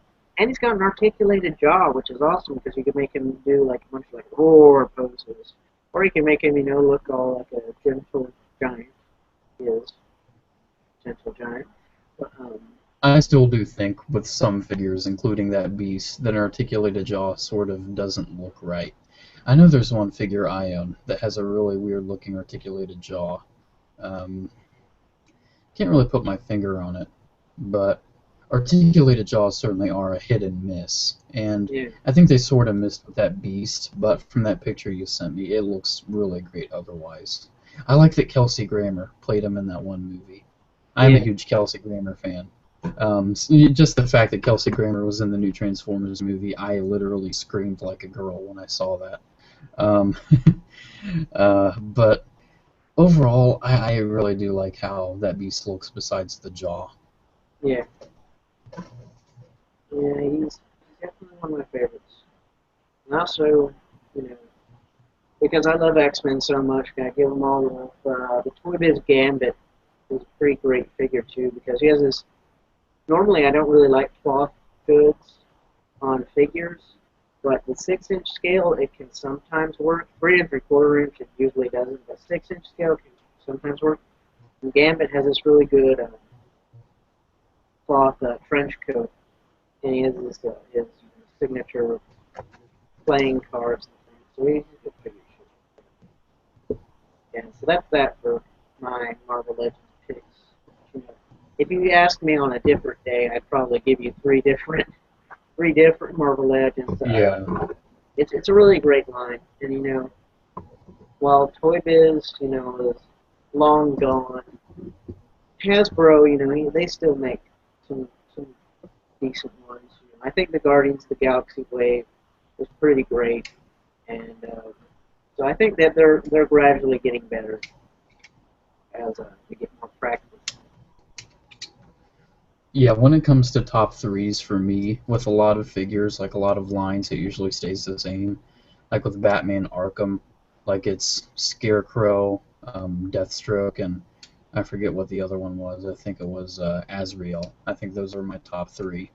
But with Transformers, it's like Masterpiece Soundwave, Masterpiece Optimus Prime, and the third one is whatever mood I'm in. Like if I'm in a movie mood, I might say the leader Optimus, or if I'm in a G1 mood, I might say, you know, Masterpiece Grimlock. But like it just really depends on the mood of how you feel with it. Yeah, I agree. So that definitely changes depending on the day. It's always hard for me to do these top whatever, top threes, top tens. Doesn't matter. Maybe in a different mood for somebody else. So, do we have any new comments? We do. Our viewers are unrelenting with the comments. Anyway, the Angel says Hasbro has a bland approach to sculpting. Bland approach to sculpting. Which, you know, I don't know. I think that on some figures they do, but on some figures they don't need to be super detailed. Like, actually, I was surprised with this Storm figure. Actually has a really good face sculpt. It looks very elegant, very, you know, pretty. It looks like Storm should. So, Yeah, like the I saw that. Isn't there like paint shading in the hair too? Like I saw yeah, Artemis Prime's video on that. yeah. Sharmas pointed out that yeah, she does have some shading, which you can't tell because of the lighting, but she does have shading in her mohawk. But yeah, so Yeah, I and mean, in traditional Artemis Prime style, he also pointed out the other art, sculpt assets yeah, of it. the In the traditional ad style, that of course, he would. that's just Sharmas for you. Yeah, so my thoughts. We're talking about uh, like legends. The Angel goes on to say, um, as an example, Hasbro New Carnage, referencing the Infinite Series Spider-Man Carnage, I presume, versus upcoming Marvel Select Carnage, which I actually haven't seen a picture of. But Diamond Select, they're fantastic. I actually think that they may be kind of like the successor to the Toy Biz throne, because I wish I could get more of their figure, get more into their figures. I mean, it's just that you know I already Yeah. have such a big Marvel Legends collection that I don't really feel like starting Marvel Select. Like for instance, this is one of my favorite Marvel figures. They're Doctor Doom. It looks fantastic. He's got paint shading in his little grace here, and he looks great. His sculpt work looks fantastic. He's not the most articulated figure, and he is, you know, not quite in scale. I kind of fudge it and still have him displayed with my legends, but you know, he's a bit big to be truly in a legend scale, but he's really awesome. And he comes with a giant throne accessory, which is great, and he's interchangeable hands with a wine goblet. They have tons of accessories. I haven't selected it. Yeah, not counting Marvel Legends, I would say probably my favorite Marvel figure altogether. Now Groot is in competition with him. My Marvel Select Venom is absolutely Oh yeah. stunning. Because Venom, you know, more imposing guy, I do display him on my Marvel Legends shelf, but my very small Marvel Legends shelf. But I really do like how that Venom turned out, and Yeah. I also have the Deadpool because I'm just a Deadpool fan, and getting that Deadpool, I mean, while it's a decent figure, I feel like that the articulation on it sort of lets it down. Yeah. I agree. I also have the Venom and the Deadpool. Venom is amazing. I really love him. I hope they re-release him soon because I wouldn't mind getting a second one of him just to keep on the card or as a backup in case something terrible happens to the one I have now. He's great. He's also on my Marvel villains shelf um, as well. And yeah, with the Deadpool, I was actually a bit disappointed with him because I don't think he's quite as detailed as Marvel Selects should be. And again, the articulation doesn't really suit Deadpool because he's such a super agile character that just having standard Marvel Select articulation doesn't really do him justice. So yeah, depends on him. Yeah, Continuing like on. I sort of knock Marvel Legends for Huh? uh, I sort of get on Marvel Legends or Hasbro for the Guardians of the Galaxy Gamora because she can hardly use her hip articulation. I mean, Yeah. she can move her legs forward, but outward she can't. And Groot, the funny thing about Groot is that he can practically do the splits. Yeah. And I mean, with Gamora, she really should be able to do the splits, but she can't. And I really don't know why they decided to get rid of the hip articulation. I guess to sort of keep the flowing shape of the female kind of body, because I know that a lot of toy makers are obsessed with trying to keep the female form as refined and smooth as possible. Yeah. I honestly don't know why it's an action figure, but I mean, I really wish it had hip articulation that actually did something. Hasbro, I think that they make better looking female figures than Toy Biz did, especially when it comes to the face sculpt. Like I said, with Storm, she's got a very nice face sculpt. But in terms of articulation, they still haven't really gotten it down pat. Especially, comparing the articulation they give the male figures versus the female figures.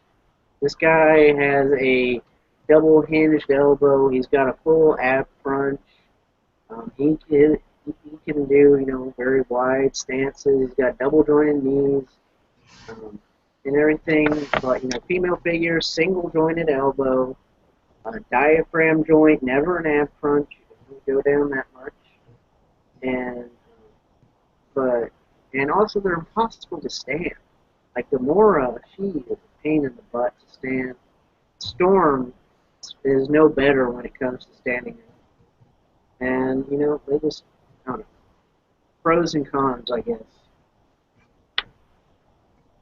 Yeah, like with Gamora, her articulation lacks in the head because of her hair, her Yeah, elbows, her hips, her abs, and even her feet. She doesn't have an ankle pivot, and that really would have helped her with standing. yeah, But I'm telling you, that figure is a pain to stand. She was leaning on Drax on my shelf, and she still tumbled all the way down. And same it here. is a good 7-foot fall from the Marvel Legends shelf. It is really high up. Oh boy. So that was all that, pleasing to me, just seeing a figure I spent $20 on just tumble to the ground. Yeah. The good thing about Hasbro figures is they're durable. I don't think we'll have one break on Yeah, I don't think I'll have a Marvel Legends from Hasbro break because they sort of the plastic is kind of gummy. you. Yeah, Like I noticed that right away with Iron Man, the Guardians of the Galaxy Iron Man. His arm it bends, but not at the joint. It's so gummy. It just bends like crazy, and I actually needed to warp it back because it was unnaturally bent inwards. And I mean, I don't mind that they're sort of gummy, but I do mind that they're too gummy. Like I think that Groot is a nice mix, and I think Star Lord's a little too gummy in the arms too. But I yeah. mean, Well, pretty much I don't know why it's that soft. huh? I don't know why the joints are that soft. I mean, they should be soft, but not that soft. Yeah, I agree. It seems like I always have to deal with at least half the Marvel Legends, Hasbro Marvel Legends I buy nowadays. I have to do some kind of hot water treatment to fix a weird, funky, bent joint. The knees and the elbows being the worst. So yeah, so I agree. And um, two other comments. JCCG, a while back, he actually comments. He said, "Got a bail." So yeah, thank you for watching, Jay. Even though you're already gone, so you're not hearing this. We appreciate all of you. Bye. Even though he's already gone, you know. Yeah. Goodbye. We're actually kind of declining in viewership on this. I guess it's getting too late for the weirdos out there, as Eating Angel would say. But yeah, and Darth Duo, he just literally just now, I've been looking at the comments feed, and he posted that he's got to hit the A. So he said that he's had a blast. May the Force be with us. So thank you, Darth Duo, for watching. We very much appreciate it. And I think I'm getting really tired here, Adam, so I think I'm going to probably draw this up to a close. As sad as it is, I think we should call it a night. Yeah, I think we're both kind of losing steam and losing topics to talk about, so it should be a good point, good place to.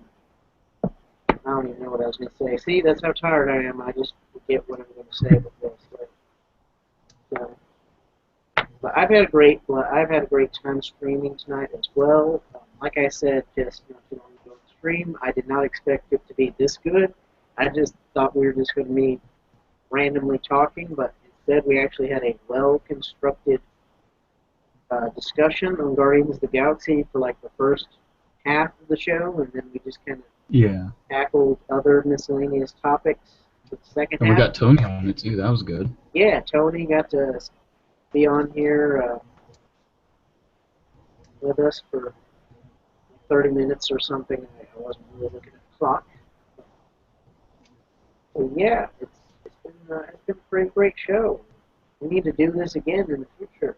So Adam, I'd love to have you we certainly should. Well, I'll be more than happy to, and I'll probably have the webcam actually on because, you know, if it's daytime, I'll actually be able to see my face. So. Yeah. Our next live show that I do on my channel is probably going to be earlier in the day. Not going to be a nighttime show. Maybe I'll probably still do nighttime shows because I actually have a lot of free time at nighttime because everybody's asleep. I'm not doing anything. But in the future, I will also do daytime shows because get more viewers there. Not to sound like I'm obsessed. Sounds like a plan. Yeah. It's always nice to get more people commenting and stuff. So anyway, thank you to everybody who's watching. And NG Chris, he just commented, "Good night, guys." So thank you, Chris. You've been with us since the very beginning of this show, and we would like to give you a round of applause. Thank you, Chris. You are truly the most loyal viewer among us. And I salute all you viewers who have been staying with us for this show. It's been a few hours now we've been doing it. When did we start? 9? I know. What time is it now? I know you started around like 9, was it? Yeah, I started at 9, but it's like almost 12:30. Oh, jeez. It's about like 3 hours. Yeah, that's a good length show. I think any longer than that, it starts to, like I said, lose steam. So yeah, yeah, that's about it. I think that's pretty much it. So I'm going to go off the air. Thank you guys, all you guys watching at home, for sticking it out with us. And good night, or good day, depending on where you are in the world. And may the Force be with you. Bye, everybody.